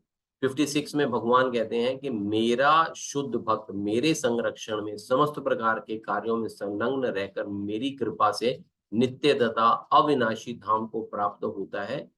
सारे कार्य के लिए मुझ पर निर्भर रहो और मेरे संरक्षण में सदा कर्म करो। ऐसी भक्ति में मेरे प्रति पूर्णता सचेत रहो। यदि तुम मुझसे भावना भावित होगे तो मेरी कृपा से तुम बद्ध जीवन के सारे अवरोधों को लांग जाओगे। लेकिन यदि तुम मिथ्या अहंकार वश ऐसी चेतना में कर्म नहीं करोगे, तो मेरी बात नहीं सुनोगे, तो तुम विनष्ट हो जाओगे। यदि तुम मेरे निर्देश अनुसार कर्म नहीं करते और युद्ध में प्रवृत्त नहीं होते, तो तुम्हें कुमार्ग में जाओगे। तुम्हें अपने स्वभाववश युद्ध में लगना ही पड़ेगा। इस समय तुम मोहवश मेरे निर्देशानुसार कर्म करने से मना कर रहे हो, लेकिन हे कुंती पुत्र, तुम अपने ही स्वभाव से उत्पन्न कर्म द्वारा बाध्य होकर वही सब करोगे। हे अर्जुन, परमेश्वर प्रत्येक जीव के हृदय में स्थित है और भौतिक शक्ति से निर्मित यंत्र में सवार की भांति बैठे समस्त जीवों को अपनी माया से घुमा रहे हैं। हे भारत, सब प्रकार से उसी की शरण में आओ। उसकी कृपा से तुम परम शांति तथा परम नित्य धाम को प्राप्त करोगे। ये भगवान जो है इन श्लोकों के अंदर में अपना संदेश जो है वो अर्जुन को दे रहे हैं। अब भगवान कहते हैं कि इस प्रकार मैंने तुम्हें गुह्यतर ज्ञान बतला दिया। तरह इस पर पूरी तरह से मनन करो और तब जो चाहे सो करो। देखिए, भगवान ने अर्जुन के मन में जो शंकाएं थी, भगवान ने एक एक करके उन सभी शंकाओं को जो है वो दूर कर दिया। अर्जुन का कोई भी ऐसा प्रश्न नहीं था जिसका कि उत्तर भगवान ने नहीं दिया। कोई प्रश्न ऐसा नहीं था। भगवान ने ये नहीं बोला कि मैं बाद में बताऊंगा। हम लोगों को जैसे कोई चीज समझ में नहीं आती, हम बोलते हैं कि हम अपने सीनियर से पूछेंगे फिर आपको बताते हैं। मेरे को इसका उत्तर नहीं आता। तो यहाँ पे भगवान के साथ में ऐसा नहीं है, क्योंकि वो भगवान है। अगर उनको भी अगर किसी से पूछना पड़ गया या किसी से राय लेने लगी, तो भगवान किस प्रकार से होंगे? पूरा का पूरा जो ज्ञान है वो उन्हीं से ही निकलता है। तो अब भगवान यहाँ पे और क्या बता रहे हैं कि मैंने तुम्हें सब कुछ गुह्यतर ज्ञान बता दिया है। अब आपकी जो इच्छा है सो करो। क्यों बोल रहे हैं? भगवान ने यहाँ पे क्यों नहीं बोला कि अब मैंने तुम्हें बता दिया और अब जैसे मैंने बता दिया वैसे करो? नहीं, यहाँ पे भगवान जो है वो जीव की जो स्वतंत्रता होती है उसको छेड़ते नहीं है। जीव जो हैं, जितने भी जीवात्माएं हैं, ये सब व्यष्टि जीवात्माएं हैं और सब इंडिविजुअल हैं, और सारी की सारी जीवात्माएं जो है वो कर्म करने के लिए स्वतंत्र है। हमारे को जैसे हमने शक्तियों में पढ़ा, तो हमारी शक्ति जो है वो तटस्था शक्ति है। हम समस्त जीव जो है वो तटस्था शक्ति के अंदर में आते हैं। तो तटस्था शक्ति के अंदर में जीव की स्वतंत्रता है, वो भगवान की ओर चला जाए या माया की ओर चला जाए। तो यहाँ पे भगवान अर्जुन को बता रहे हैं कि मैंने तुम्हें बता दिया, अब तुम उस पे मनन करो, जो मैंने तुम्हें बताया उसको समझने का प्रयास करो, और जो चाहे सो करो। You are free. मैं तुम्हारे को बाउंड नहीं कर रहा हूं। ऐसा नहीं है कि तुमने मेरे को गुरु एक्सेप्ट किया और मैंने तुम्हारे को शिक्षा दे दी, तो अब आपकी अब मैं आपको कंपेल करूं कि नहीं, जो मैं बोल रहा हूं आप वही करो ना। You are a free, you have got a free will. आप अपने हिसाब से जो भी आपको समझ में आता है तो आप वो करो। अर्जुन जो है वो चुपचाप होकर उसका समीक्षा करने लगता है। तो कृष्ण का हृदय जो है वो पिघल जाता है। वो उसको ना और चीजें बताना चाह रहे हैं उसको, अर्जुन को, और जो अल्टीमेट ज्ञान जिसको हम बोलते हैं वो उसको वो बताना चाह रहे हैं। तो अब भगवान अर्जुन को क्या बोलते हैं कि चूंकि तुम मेरे अत्यंत प्रिय मित्र हो। तो इससे क्या समझना चाहिए कि जितनी भी जीव आत्माएं, Arjun is representing us here. Arjun हमारे को रिप्रेजेंट कर रहा है। तो भगवान क्या कह रहे हैं कि तुम मेरे मेरे अत्यंत प्रिय मित्र हो। तो हम लोग भी कौन है? हम लोग भी भगवान के अत्यंत प्रिय मित्र हैं। अतः मैं तुम्हें अपना परम संदेश, जो सर्वाधिक गुह्य ज्ञान है, बता रहा हूं, इसे अपने हित के लिए सुनो। क्या ज्ञान बताते हैं भगवान? मन मना मद मद भक्तो मदयाजी माम नमस्करु माम एव एष्यसि सत्यम ते प्रिय जाने प्रियसी। कि सदैव मेरा चिंतन करो। सबसे पहले भगवान बोलते हैं कि सदैव मेरा चिंतन करो। कि चिंतन करो का क्या अर्थ हुआ? कि हमेशा मैं तुम्हारे माइंड में रहना चाहिए। मेरा जो स्थान होना चाहिए या जो मेरा घर होना चाहिए वो आपका मन होना चाहिए। उसमें सदैव मेरा चिंतन करते रहो। हरे कृष्ण कृष्ण कृष्ण हरे हरे, हरे राम राम राम हरे। ये सदैव चिंतन करते रहो। और क्या करो? मेरे भक्त बनो, है ना। मेरे भक्त बनो, मुझको एक्सेप्ट करो। भोक्ताराम यज्ञ तपसाम 5.29 में भगवान ने बताया ना, भोक्ताराम यज्ञ तपसाम, मैं समस्त भोगों को भोगने वाला हूं। तो आप भोक्ता मत बनो, आप भक्त बनो यहाँ पे, है ना। आप भक्त बनोगे और क्या करो? सदैव मेरा चिंतन करो, मेरे भक्त बनो, और फिर क्या करो? मेरी पूजा करो। अब आप तो वहां पे खड़े, आप वहां पे तो वैकुंठ लोक में हो, हम यहाँ पे पृथ्वी लोक में हैं। आपकी पूजा कैसे करें? आप तो वहां हो। तो भगवान अपने आप को हमारे सामने विग्रह रूप में प्रदर्शित कर देते हैं, है ना। भगवान जो है अपने आप को हमारे सामने अर्चा विग्रह के रूप में समर्पित करते हैं या अपने आप को उद्घाटित करते हैं, जिससे कि बद्ध जीव जो है भगवान की पूजा कर सकता है, उनकी उपासना कर सकता है, उनकी अर्चना कर सकता है, उनको भोग लगा सकता है, उनसे प्रेम कर सकता है, उनकी सेवा कर सकता है। तो ऐसे भगवान कह रहे हैं कि आप मेरी पूजा करो। और भगवान कहते हैं कि मुझे नमस्कार करो, है ना। किसी और को नमस्कार करने की आवश्यकता नहीं है ना। किसी इधर उधर भटकने की आवश्यकता नहीं है। हम नमस्कार किसको करते हैं? अपना जो जिसके जिसके प्रति हमारे मन के अंदर में जिसके प्रति आदर होता है या आदर का भाव होता है, उसको हम लोग नमस्कार करते हैं। तो भगवान कहते हैं नमस्कार करो। तो नमस्कार कैसे करोगे? नतमस्तक हो जाओगे, दंडवत हो जाओगे। इस प्रकार से अपना पूरा जो 8 अंग है वो भगवान के प्रणाम में लगाओ और उनको अर्पित कर दो भगवान को। इस प्रकार भगवान को नमस्कार करो। तो भगवान कह रहे हैं, इसका क्या अर्थ हुआ कि सदैव मेरा चिंतन करो, मेरे भक्त बनो, मुझे मेरी पूजा करो और मुझे नमस्कार करो। और लास्ट में और इसके साथ साथ में क्या बोलते हैं, इस प्रकार तुम निश्चित रूप से मेरे पास आओगे, इस प्रकार तुम निश्चित रूप से मेरे पास आओगे। भगवान कहते हैं कि मैं तुम्हें वचन देता हूं। This is most important. भगवान यहाँ पे क्या कह रहे हैं कि मैं तुम्हें वचन देता हूं। क्यों वचन दे रहा हूं मैं आपको? क्योंकि तुम मेरे परम प्रिय मित्र हो। हम जीवात्माएं जो है भगवान की मित्र हैं बेसिकली। तो भगवान क्या कह रहे हैं, भगवान हमारे को प्रॉमिस कर रहे हैं, हमारे को वचन दे रहे हैं कि मैं, मेरे पास में आओ तुम।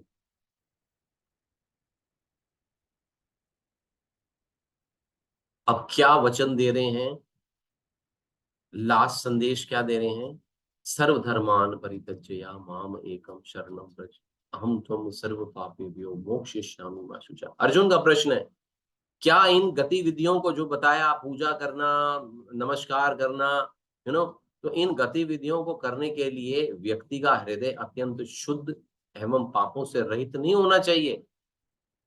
ये अर्जुन बोल रहा है यहाँ पे कि आपने बता दिया कि ये एक्टिविटीज कर लो। कौन कौन सी एक्टिविटीज कर लो? ये सारी एक्टिविटीज कर लो कि मेरे भक्त बन जाओ, सदैव मेरा चिंतन करो, मेरे भक्त बनो, मेरी पूजा करो, मुझे नमस्कार करो। ये सारी एक्टिविटीज करने के लिए व्यक्ति को शुद्धता नहीं चाहिए, पाप मुक्त नहीं होना चाहिए। तो तब भगवान बोलते हैं कि समस्त प्रकार के धर्मों का आप क्या करो, परित्याग करो और मेरी शरण में आ जाओ। मैं समस्त पापों से तुम्हारा उद्धार कर दूंगा।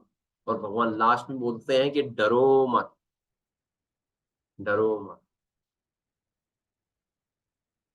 हमारे घर में, मैं आप लोगों के साथ में शेयर करता हूँ, हमारे घर में जब हम पूर्ण रूप से कृष्ण भावना भावित नहीं हुए थे, तो हमारे यहाँ पे भी बहुत सारे, जैसे नॉर्मली घरों के अंदर में होते हैं कि बहुत सारे भगवान के फोटोज, कभी माता का फोटो, कभी शिव जी का फोटो, कभी गणेश जी का फोटो, कभी साईं बाबा का फोटो, कभी किसी का फोटो हम अपने घर के अंदर में मंदिर बना लेते हैं और उसमें रखते हैं। तो जब मैंने इस संदेश को सुना कि भगवान ने कहा कि समस्त प्रकार के धर्मों का परित्याग करो और मेरी शरण में आ जाओ, मैं समस्त पापों से तुम्हारा उद्धार कर लूंगा। और फिर लास्ट में ये भी बोला कि डरो मत। हम लोग जो है बहुत ऑलमोस्ट 17 ईयर्स तक, मैं I am just sharing my experience, एक आत्म साक्षात्कार जो है वो आपके साथ में शेयर कर रहा हूँ आप लोगों के साथ में यहाँ पे स्पेशली।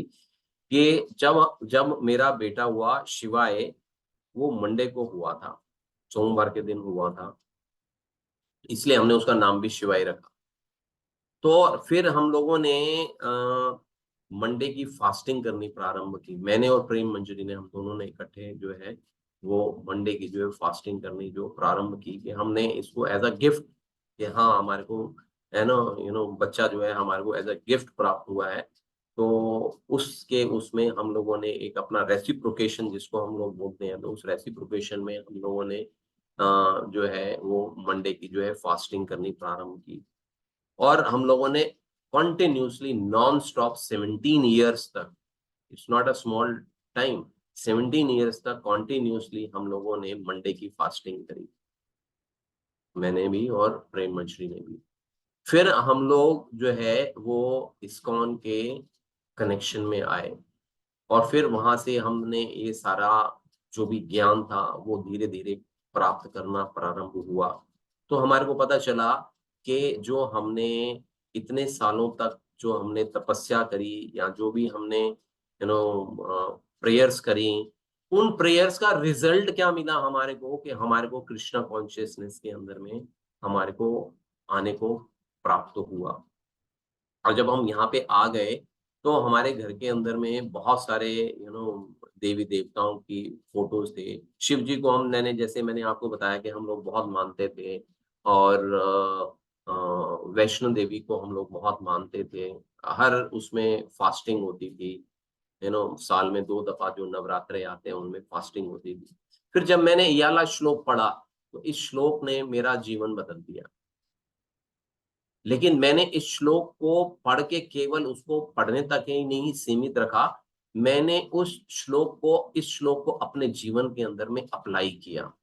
मैंने बहुत इस श्लोक को बहुत बारी पढ़ा, बहुत बारी इसका अर्थ समझने का प्रयास किया, क्योंकि भगवान ने बहुत सारी चीजें बताई ना। भगवान ने गीता में अनेक प्रकार का ज्ञान दिया, ब्रह्म का ज्ञान दिया, परमात्मा के विषय में बताया, वर्ण आश्रम के विषय में बताया, संन्यास बताया, त्याग बताया, मन और इंद्रियों का निग्रह बताया, ध्यान बताया, कर्म योग बताया, ज्ञान योग बताया, अनेक प्रकार के धर्मों के मार्ग का वर्णन किया भगवान ने।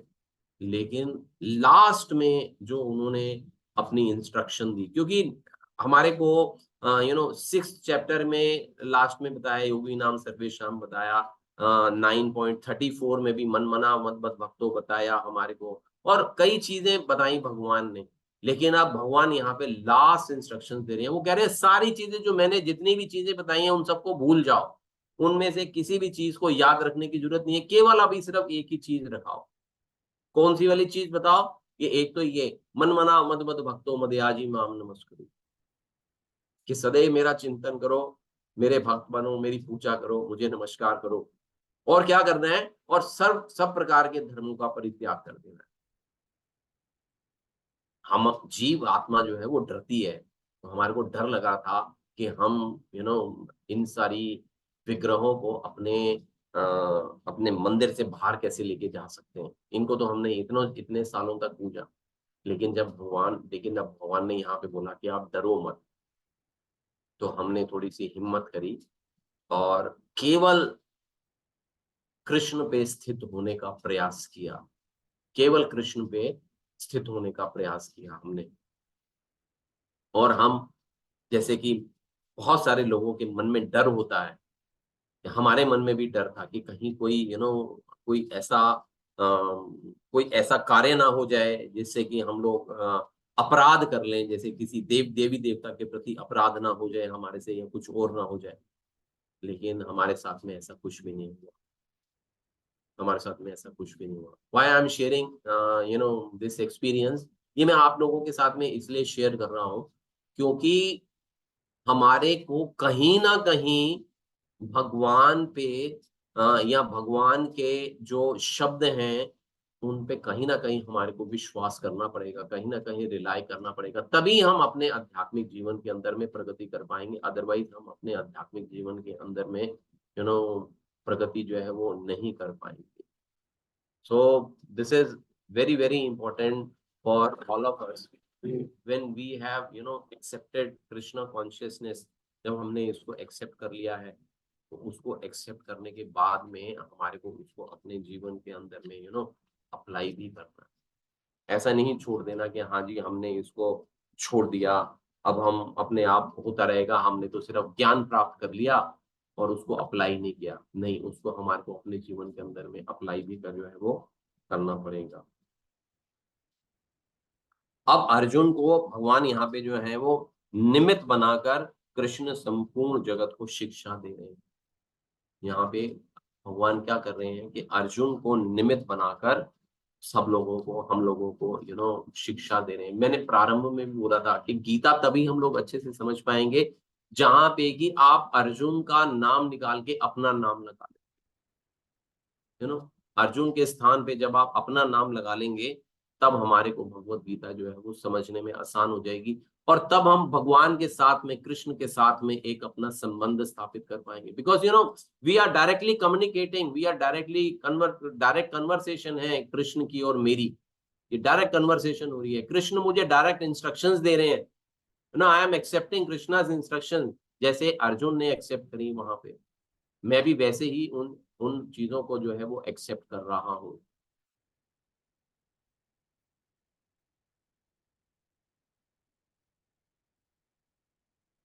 यहाँ पे है कि स्वयं के अथवा दूसरों के कल्याण की चिंता छोड़कर विचार और कर्म द्वारा कृष्ण की शरण में संतुष्टि के साथ जाना चाहिए। दृढ़ता पूर्वक कृष्ण को सभी जीवों का सर्वोच्च उद्कारक प्रेम तथा विश्वास के साथ मानना चाहिए। कृष्ण ने ऐसे शरणागत आत्माओं के संरक्षण और उन्हें सभी पाप को तथा इस संसार से मुक्त होने का भार ले रखा है। कृष्ण ने अपने ऊपर ये सारा भार लिया हुआ है। कृष्ण कह रहे हैं कि आप इन सारी चीजों को भूल जाओ, आप मेरी शरण के अंदर में आ जाओ बेसिकली। तो ये बेसिकली भगवान का जो है वो अंतिम संदेश है। हमारा जीवन जो है, अगर हम कृष्ण भावना भावित पूर्ण रूप से हो जाते हैं तो हमारा जीवन जो है वो किस प्रकार का होना चाहिए। तो यहाँ पे प्रभुपाद जो है वो एक छोटी सी इंस्ट्रक्शन जो है वो हमारे को दे रहे हैं। One should give up all other process of self-realization and simply execute devotional service in Krishna consciousness. कि हमारे को सारे कार्यों को छोड़ के डिवोशनल सर्विस, कृष्ण की सेवा के अंदर में लगकर हमारे को कृष्ण भावना भावित होना है। That will enable one to reach the highest perfection of life. ये हमारे को उच्च स्वाद जो है ना वो हमारे को प्रदान करेगा। क्योंकि जब तक हमारे पास निम्न कोटि का टेस्ट जो है ना, लोअर टेस्ट हमारे अंदर में है, और जब तक हम हायर टेस्ट को एक्सेप्ट नहीं करेंगे या उसको फील नहीं करेंगे, तब तक हम लोअर टेस्ट में ही रहते। There is no need for one to consider the sinful actions of his past life because the Supreme Lord fully takes the charge of him. यहाँ पे बता रहे हैं जैसे कि भगवान ने बताया कि आप अपने आपके पापपूर्ण कार्यों को, मैं चिंता मत करो उसके लिए, मैं उनको नष्ट कर दूंगा। तो यहाँ पे प्रभुपाद बता रहे हैं कि there is no need for one to consider the sinful actions कि मैंने पाप कर्म किए हुए हैं, मेरी मुक्ति किस प्रकार से हो पाएगी। भगवान कह रहे हैं ना कि मैं खत्म कर दूंगा ना, आप मेरी शरण में आ जाओ, I will accept you the way you are, the way you are. You need not to be purify yourself. आपको जैसे हो मेरे, आप सिर्फ इतना बोलो कि yes I am accepting you, I am yours. if you are doing such, if you are using such words, then there is no need to worry for anything. तो हमारा भाव किस प्रकार का होना चाहिए। अभी आप लोगों को पता होगा कि परम पूजनीय गोपाल कृष्ण महाराज जो है, उन्होंने अपना अभी रिसेंटली शरीर जो है वो त्यागा। तो जब वो निद्रा अवस्था में भी थे, उनकी तबीयत भी खराब थी। ये जस्ट एक दिन पहले का वीडियो है उनके शरीर छोड़ने से। तो उनकी स्थिति किस प्रकार की थी, एक मिनट में देखता हूँ। अगर मैं ये देखिए, अगर आपको दिख रहा है, स्क्रीन थोड़ी सी छोटी है वैसे।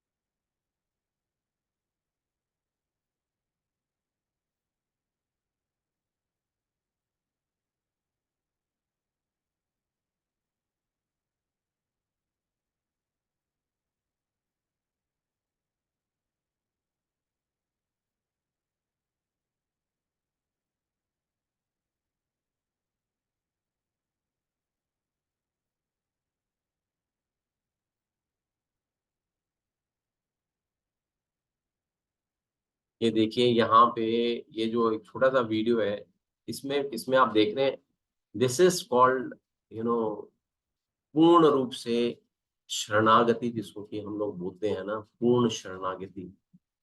ये बेसिकली पूर्ण शरणागति है जीवात्मा की। अगर अगर हम इस प्रकार से हमारा जो भाव है या हमारी जो शरणागति है उसको अगर हम एक्सेप्ट करते हैं, दिस इज एक्चुअली शरणागति, दिस इज एक्चुअली।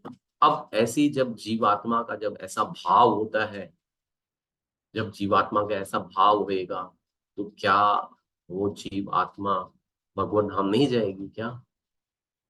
तो कोई डाउट रहेगा क्या ऐसी स्थिति में? हमारे को कभी भी कोई डाउट नहीं रहेगा ऐसी स्थिति के अंदर में हमारे को। यही स्थिति जो है वो हमारे को अपने जीवन के अंदर में लेके आनी है। यही बेसिकली भगवत गीता जो हम इतने महीनों से या इतने सप्ताहों से जो हम पढ़ रहे हैं या समझने का प्रयास कर रहे हैं, ये उसका सार है बेसिकली।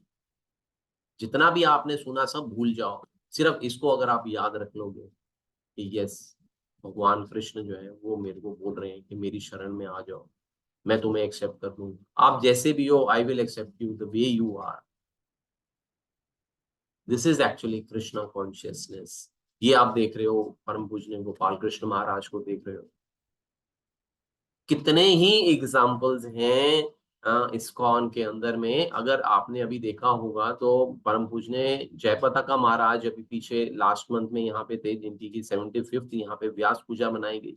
ये बेसिकली ये सब लोग ऐसे हैं। Why I am giving you such examples, because these all are ये सब लोग शरीर के स्तर पे नहीं है, ये सब लोग आत्मा के स्तर पे हैं। हम लोग बात जरूर करते हैं कि हम बद्ध जीव आत्माएं हैं, हम लोग आत्माएं, हम शरीर नहीं है, हम आत्माएं, हम शरीर नहीं है।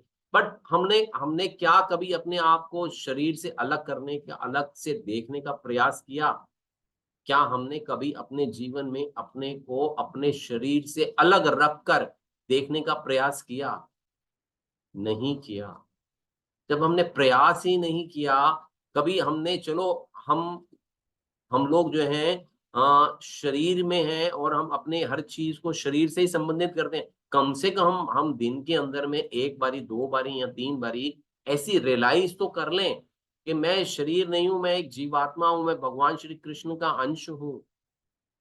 ये अगर हम 2 दफा 3 दफा दिन में अगर बोल भी लेंगे, although it is very difficult कि अपने आप को शरीर से अलग करना, क्योंकि हमारी स्थिति ऐसी नहीं है। लेकिन जब अगर हम ऐसा एटलीस्ट 2-3 दफा दिन में प्रयास करें, तो हमारे दिमाग में तो रहेगा कि हम लोग जीवात्मा है, हम लोग शरीर नहीं है। अभी तो हम लोग अपने आप को शरीर के साथ ही संबंधित रखते हैं। चलिए anyway, let's move further, otherwise late हो जाएगा।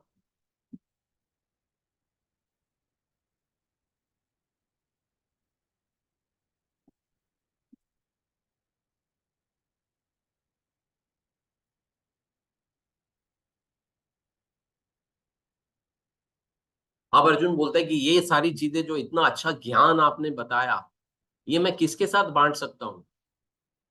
तो भगवान कह रहे हैं कि ये ज्ञान जो है आपको, जो लोग इनको नहीं बताया जाए, जो लोग संयमी नहीं हैं, जो ना तो संयमी है, ना एकनिष्ठ है, ना भक्ति में रत हैं, और जो मुझसे द्वेष करते हैं, ये ज्ञान उनको मत बताना।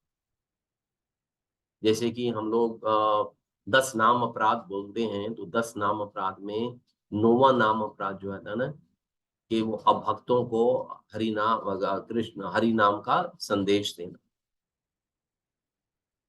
कि उनको नहीं बताना, जो जो भक्त नहीं है उनको भगवान के विषय में बताने की आवश्यकता नहीं है। अब वो बता रहे हैं कि जो व्यक्ति भक्तों को यह परम सत्य बताएगा। अब हम क्यों भगवत गीता पढ़ते रहते हैं, क्यों भगवत गीता बताते हैं? मेरे को क्या एडवांटेज मिल रहा है उससे, या आप, अगर मैं आपको बोल रहा हूं तो आपको क्या एडवांटेज मिल पाएगा इसका? तो भगवान कहते हैं वह भक्त शुद्ध भक्ति को प्राप्त होएगा। जो भगवत गीता का ज्ञान जो है वो दूसरों को बताता है, भगवान कह रहे हैं वह शुद्ध भक्ति को प्राप्त होगा, उसे शुद्ध भक्ति प्राप्त होगी। और क्या होएगा? अंत में वह वो मेरे पास में आ जाएगा। अंत में वह वो मेरे पास में आ जाएगा। तो इसलिए हमारे को क्या करना पड़ेगा?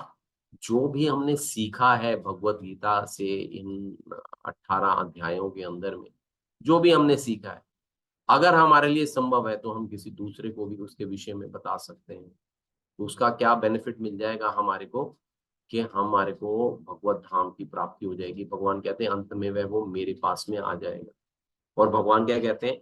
इस संसार में उसकी अपेक्षा अन्य सेवक ना तो मुझे प्रिय है और ना कभी होगा। देखिए, भगवान अपने आप से बोल रहे हैं कि जो व्यक्ति उसके ज्ञान को बता रहा है वो कौन है? वो उनका सेवक है। यू नो हम लोग बोलते हैं ना, हमारे को सेवक बनाओ, सेवक बनाओ। तो यहाँ पे तो भगवान स्वयं बोल रहे हैं आप मेरे सेवक हो। भगवान Krishna has already accepted us as his servant. We are his servant, we are his servant, but we don't accept it, we are his servant. तो यहाँ कृष्ण स्वयं बोल रहे हैं कि मैंने आपको अपने सेवक के रूप में स्वीकार लिया है, अन्य सेवक ना तो मुझे प्रिय है ना कभी होगा। और क्या कह रहे हैं कि जो जो शुद्ध, जो श्रद्धा समेत तथा द्वेष रहित होकर इसे सुनता है, ये भी गुण बताया कि इसको श्रवण कैसे करना है, हमारे को श्रद्धा के साथ में सुनना है, द्वेष नहीं रखना। अगर हम द्वेष द्वेष आ गया भगवान के प्रति हमारे अंदर में, अरे कृष्ण ने ऐसा कहा, कृष्ण तो गोपियों के साथ आनंद लेते हैं, हमारे को आनंद लेने में क्या है, तो ये द्वेष हो जाएगा भगवान के साथ। भगवान ने तो गिरिराज भी उठाया, आप भी उठा लो गिरिराज। आप उठा लोगे क्या? आप एक गिलास का पानी 1 घंटे से ऊपर अपने हाथ में लगातार सामने रख के ऐसे रख के नहीं खड़े हो सकते हो। तो हम भगवान के साथ में कोई मुकाबला कर सकते हैं? तो जो श्रद्धा और दोष रहित होकर इसे सुनता है, वो क्या कह रहे हैं, वे सारे पापों से मुक्त हो जाता है। वे सारे पापों से मुक्त हो जाता है, उन शुभ लोकों को प्राप्त होता है जहां पुण्य आत्माएं निवास करती हैं। वह उन शुभ लोगों को प्राप्त हो जाएगा। ये बेसिकली अपनी शिक्षाओं को पूरा करके कृष्ण जो है वो गीता का महत्व के विषय में और उसका जो श्रुति फल है उसके विषय में हमारे को बता रहे हैं कि इस ज्ञान के प्रसार, इस ज्ञान का हमारे को भी, हम सबको भी प्रसार जो है वो करना है, लोगों को बताना है हमारे को भी। हे प्रतापपुत्र, हे धनंजय, क्या तुमने इस शास्त्र को जो मैंने बताया एकाग्रचित्त होकर सुना?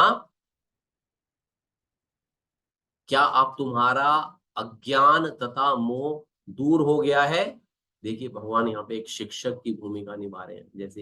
जैसे एक शिक्षक होता है, वो अपने शिष्य से पूछता है कि मैंने तेरे को अब बता दिया, तेरा कोई डाउट है?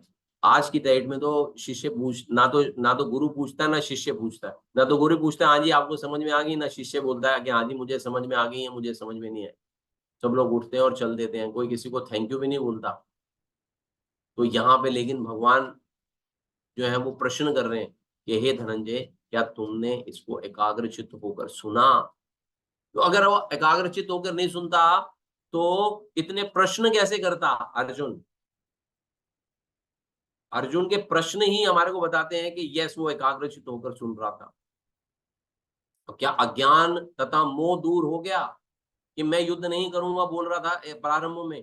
फर्स्ट चैप्टर में अर्जुन ने बोला मैं युद्ध नहीं करूंगा।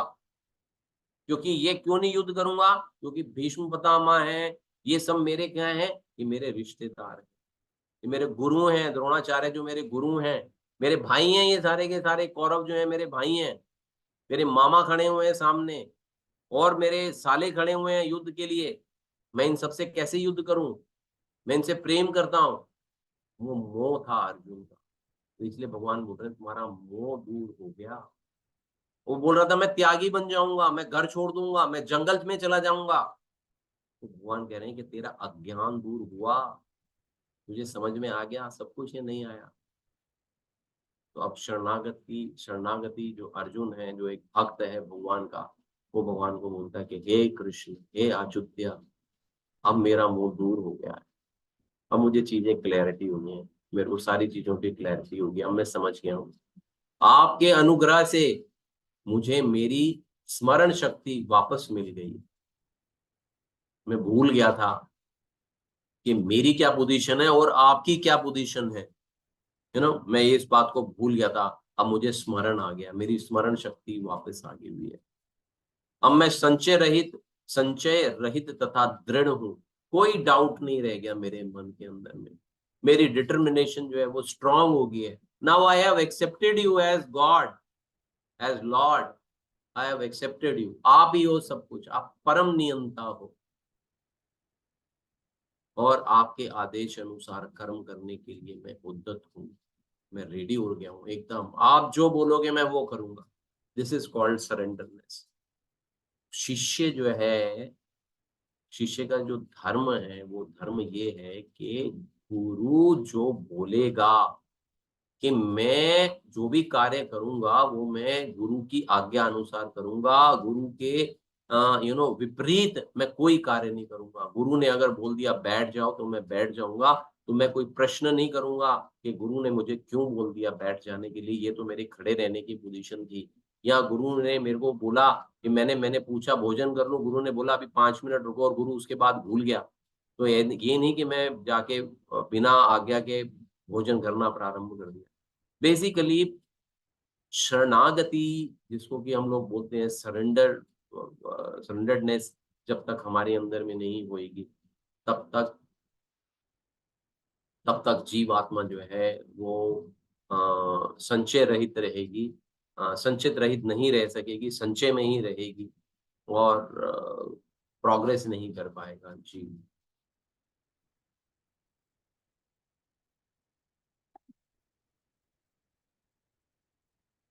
और लास्ट में संजय जो कि शुरू से भगवत गीता जो है वो भगवान के मुख से, अर्जुन के मुख से जो वार्तालाप है वो सुनता चला आ रहा था, उसको एक दिव्य दृष्टि व्यास देव जी द्वारा प्रदान की गई थी। तो वो उसका जो अब आत्म साक्षात्कार है वो शेयर करता है। वो बताते हैं कि इस प्रकार मैंने कृष्ण तथा अर्जुन इन दोनों महापुरुषों की वार्ता सुनी। ये संदेश इतना अद्भुत है कि मेरे शरीर में रोमांच हो आया है। जब हमारे को कोई चीज बहुत अट्रैक्ट हो जाती है तो अष्ट विकार जिनको कि हम लोग बोलते हैं वो हमारे शरीर के अंदर में उत्पन्न हो जाते हैं। हमारे बाहों के जो भौहें जो हैं, बाहों के रोंगटे जो हैं वो हमारे खड़े होने प्रारंभ हो जाते हैं। तो अब संजय बोल रहा है कि मेरे शरीर में रोमांच हो आया। इस आश्चर्यजनक तथा पवित्र वार्ता का बारंबार स्मरण करने से प्रतिक्षण आह्लाद से गदगद हो उठता हूँ। जो कुछ मैंने सुना, जो मैंने देखा, भगवान का मैंने विराट रूप देखा, भगवान की और अर्जुन की मैंने कन्वर्सेशन सुनी, भगवान ने अपने विभिन्न रूप दिखाए, द्विभुज रूप दिखाया, चतुर्भुज रूप दिखाया, विराट रूप दिखाया, भगवान कृष्ण रूप में मेरे सामने आए। ये सारी चीजें देख के मैं इन चीजों को जब मैं ध्यान कर रहा हूँ, मेरा हृदय जो है वो गदगद हो रहा है। भगवान कृष्ण के अद्भुत रूप का स्मरण करके मैं आश्चर्यचकित और पुनः पुनः हर्षित हो रहा। और फिर लास्ट में कंक्लूड करके क्या बोल रहा है संजय कि जबकि धृतराष्ट्र को बोल रहा है, धृतराष्ट्र सुन रहे हैं, उनको क्या बोलता है कि जहां योगेश्वर कृष्ण है और जहां परम धनुर्धर अर्जुन है वहीं क्या होएगा, वहीं ऐश्वर्य है। क्योंकि श्री जो है, लक्ष्मी जो है वो भगवान की दासी हैं, भगवान के चरण कमलों की सेवा करती हैं। तो जहां भगवान है वहीं श्री है, वहीं ऐश्वर्य होगा और वहीं क्या होगा, वहीं विजय भी वहीं होगी। जहाँ पे भगवान होंगे वहां पे श्री भी होएगी, वहां पे ऐश्वर्य भी होएगा और वहां पे विजय भी प्राप्त होएगी। और क्या बताते हैं, अलौकिक शक्ति तथा नीति भी निश्चित रूप से रहती है। तो अलौकिक शक्ति, भगवान के पास में सारी शक्तियों के स्वामी जो है वो भगवान है। तो अलौकिक शक्ति जो है वो भगवान की भगवान जहाँ पे रहेंगी वह शक्ति भी वहीं पे रहेगी। नीति अनीति सब भगवान के पास में है। तो भगवान कह रहे हैं कि नीति भी निश्चित रूप से वहीं पे ही, ऐसा मेरा मत है। ये कह के जो है वो संजय जो है वो इस भगवत गीता का ये जो श्लोका जो चल रहे थे, जो कन्वर्सेशन चल रहे थे, इस कन्वर्सेशन को क्लोज करते हैं। इसमें अभी बहुत कुछ था आप लोगों को बताने के लिए, क्योंकि हमारा समय जो है वो निर्धारित रहता है। तो इसको जितना शॉर्टेस्ट हो सकता था उतना शॉर्टेस्ट करके आपके सामने जो है वो प्रस्तुत किया है। जबकि इसमें बहुत सारी शिला प्रभुपाद की तात्पर्य से बहुत सारी चीजें मैंने शॉर्ट लिस्ट करके मैंने रखी हुई थी, लेकिन उनमें से मैं आप लोगों को कुछ भी नहीं बता पाया हूँ क्योंकि ये चैप्टर ही अपने आप में बहुत बड़ा चैप्टर था। तो अब इसका कंक्लूजन, टेक अवे पॉइंट क्या है इस अध्याय से? ये मोक्ष संन्यास योग है। ये जो योग है ये हमारे को मोक्ष प्रदान करता है और क्या, और कैसे मोक्ष कैसे हम प्राप्त कर पाएंगे? जब हम भगवान को समर्पण करेंगे। तो ये भौतिक जगत है ना, और यहाँ पे इस जगत के अंदर में संन्यास द्वारा या मोक्ष द्वारा या समर्पण द्वारा सिद्धि प्राप्त की जा सकती है। तो भगवान टेक अवे पॉइंट क्या बताते हैं इसमें, कि अपने जीवन के उद्देश्य को ठीक से जाने। हमारे को हमारे जीवन का उद्देश्य नहीं मालूम है। हमारे को लगता है कि नहीं, बस बहुत सारी चीजों को प्राप्त कर लेना, बहुत अच्छी पोजीशन को प्राप्त कर लेना, वहां तक अगर हम पहुंच जाएंगे तो हम सब कुछ प्राप्त कर लेंगे। तो हमारे जीवन का जो उद्देश्य है वो है कृष्ण प्राप्ति। बेसिकली कृष्ण प्राप्ति है हमारे जीवन का उद्देश्य। तो इस उद्देश्य को जब तक हम नहीं जानेंगे तब तक हम लोग भटकते रहेंगे, तो अपने जीवन के उद्देश्य को ठीक से जानना चाहिए। और हमारे अंदर में जो गुण हैं, उन गुणों के अनुसार हमारे को अपनी पहचान करनी चाहिए। अगर हम कोई ये सोचे कि नहीं, मेरे में तो राजसी गुण है, मेरे में तो तामसी गुण है, वो मेरे अंदर में सत्व गुण है ही नहीं है, तो हमारे को क्या करना है? हमारे को अपनी पहचान करनी है। अगर मैंने अपनी पहचान कर ली कि मैं रजोगुण में स्थित हूँ, तो मेरे को क्या करना है? मेरे को ग्रेजुअली जो है रजोगुण से उठकर, मेरे को तमोगुण है मेरे अंदर में, तो मेरे को तमोगुण से उठ के रजोगुण के अंदर में आना पड़ेगा। अगर रजोगुण में मैं स्थित हूँ तो मेरे को धीरे धीरे अपने आप को कल्टीवेट करना पड़ेगा, साधना करनी पड़ेगी, प्रैक्टिस करनी पड़ेगी, और मेरे को अपने आप को सत्व गुण के अंदर में लेके आना पड़ेगा। तो ऐसे अपने गुणों के साथ में हमारे को अपनी पहचान जो है वो करनी है। और अपने आप को, हमारे को जैसे भगवान ने लास्ट में बताया कि अपने आप को समर्पित कर दो, सब धर्मान परित्यज्य, सब समस्त प्रकार के धर्मों का परित्याग कर दो और मेरी शरण में आओ। तो यहाँ पे बेसिकली समर्पण करने को भगवान बोल रहे हैं हमारे को। तो हमारे को उसको समर्पण करना चाहिए। जब तक हम समर्पण अब नहीं करेंगे, ये देखिए, ये चीज कंफर्म्ड है, ये चीज 200% कंफर्म्ड, नॉट 100%, 200% कंफर्म्ड है। जीव आत्मा इस समय जिस भी स्थिति में है, किसी को भी मानता है, उसको सूनर और लेटर जो है वो कृष्ण भावनामृत में आना ही होगा। This is 200% confirm. अगर हम अभी आ जाएंगे तो बहुत अच्छा है, अगर हम अभी नहीं आएंगे तो मे बी नेक्स्ट लाइफ में आएंगे, और पांच जीवन में, 10 जीवन में, 100 जीवन में, 10,000 जीवन में, 10,000 जीवन में आना हमारे को स्थिति में पड़ेगा ही। कृष्णा कॉन्शियसनेस हमारे को होना ही पड़ेगा। तो बेटर है जब हमारे को ये बात समझ में आ जाती है तो हम क्यों आगे बढ़ें, क्यों ना हम इस जल्दी से जल्दी जो है अपने आप को भगवान का सेवक एक्सेप्ट कर लें और भगवान की शरण में चले जाएं। ये हमारी समर्पण का भाव। और भगवान हमारे को मजबूर नहीं करते हैं। भगवान ने जैसे ज्ञान देने के बाद में अर्जुन को ये नहीं बोला कि now I am ordering you to do this. भगवान ने उसको यही बोला कि अब मैंने तुम्हें सब कुछ बता दिया, अब तुम्हारा जो मन करे उसको करो, मनन कर लो और उस पे स्थित हो जाओ, जो आपकी इच्छा करे। भगवान हमारे को किसी भी चीज के लिए कंपेल नहीं कर रहे हैं। तो आप ये ना सोचे कि ये भगवान का जो निर्देश, यहाँ जो हमने ये पढ़ा, ये हम आपको कंपेल कर रहे हैं या भगवान आपको कंपेल कर रहे हैं। आपका अपना भाव है, आपका अपना भाव है। और क्या करना है हमारे को? हमारे जीवन का लक्ष्य क्या होना चाहिए? भगवान का ये जो संदेश है, जो हमने पढ़ा, अभी जो हमने समझा, उसको अपने जीवन के अंदर में अप्लाई करना है और दूसरे लोगों को भी हमारे को ये चीज जो है वो बतानी है। जैसे हरे कृष्णा महामंत्र है, तो ये हरे कृष्णा महामंत्र खुद ही नहीं जपते रहना, हमारे को दूसरे लोगों को भी बताना है, दूसरे लोगों को भी प्रेरणा प्रदान करनी है हमारे को, ताकि वो लोग भी जो हैं इस आनंद को, जिस आनंद को हम ले रहे हैं, उस आनंद को दूसरे लोग भी जो है वो प्राप्त करें। हमारे आध्यात्मिक जीवन में और भौतिक जीवन के अंदर में केवल यही अंतर है। भौतिक जीवन के अंदर में जीवात्मा जो है ना, वो स्वयं केवल आनंद उठाना चाहती है और दूसरा कोई ऊपर आना चाहता है तो उसको खींच के हम लोग नीचे कर देते हैं। जबकि आध्यात्मिक जगत के अंदर में क्या हो जाता है कि हम सब जीवात्मा एक दूसरे को मोटिवेट करती हैं, एक दूसरे को कल्टीवेट करती हैं, एक दूसरे को ऊपर उठाने का प्रयास करती हैं। वो हम सब लोग एक दूसरे के हाथ में हाथ डालकर नाचने का, नृत्य करने का प्रयास करते हैं। हम सब लोग मिलके भगवान की सेवा करने का प्रयास करते हैं। हम सब लोग मिलके भगवान को प्रसन्न करने का प्रयास करते हैं। तो ये एक बेसिकली एक डिफरेंस है आध्यात्मिक जीवन के अंदर में और भौतिक जीवन के अंदर। तो इस चैप्टर के अंदर में जो इम्पोर्टेंट श्लोकास हैं वो 54, 55, 61, 65 जुड़ता है तो वही कामयाब होता है। और 66 जो है ये श्लोका जो है ये इम्पोर्टेंट श्लोका है। तो इस प्रकार जो है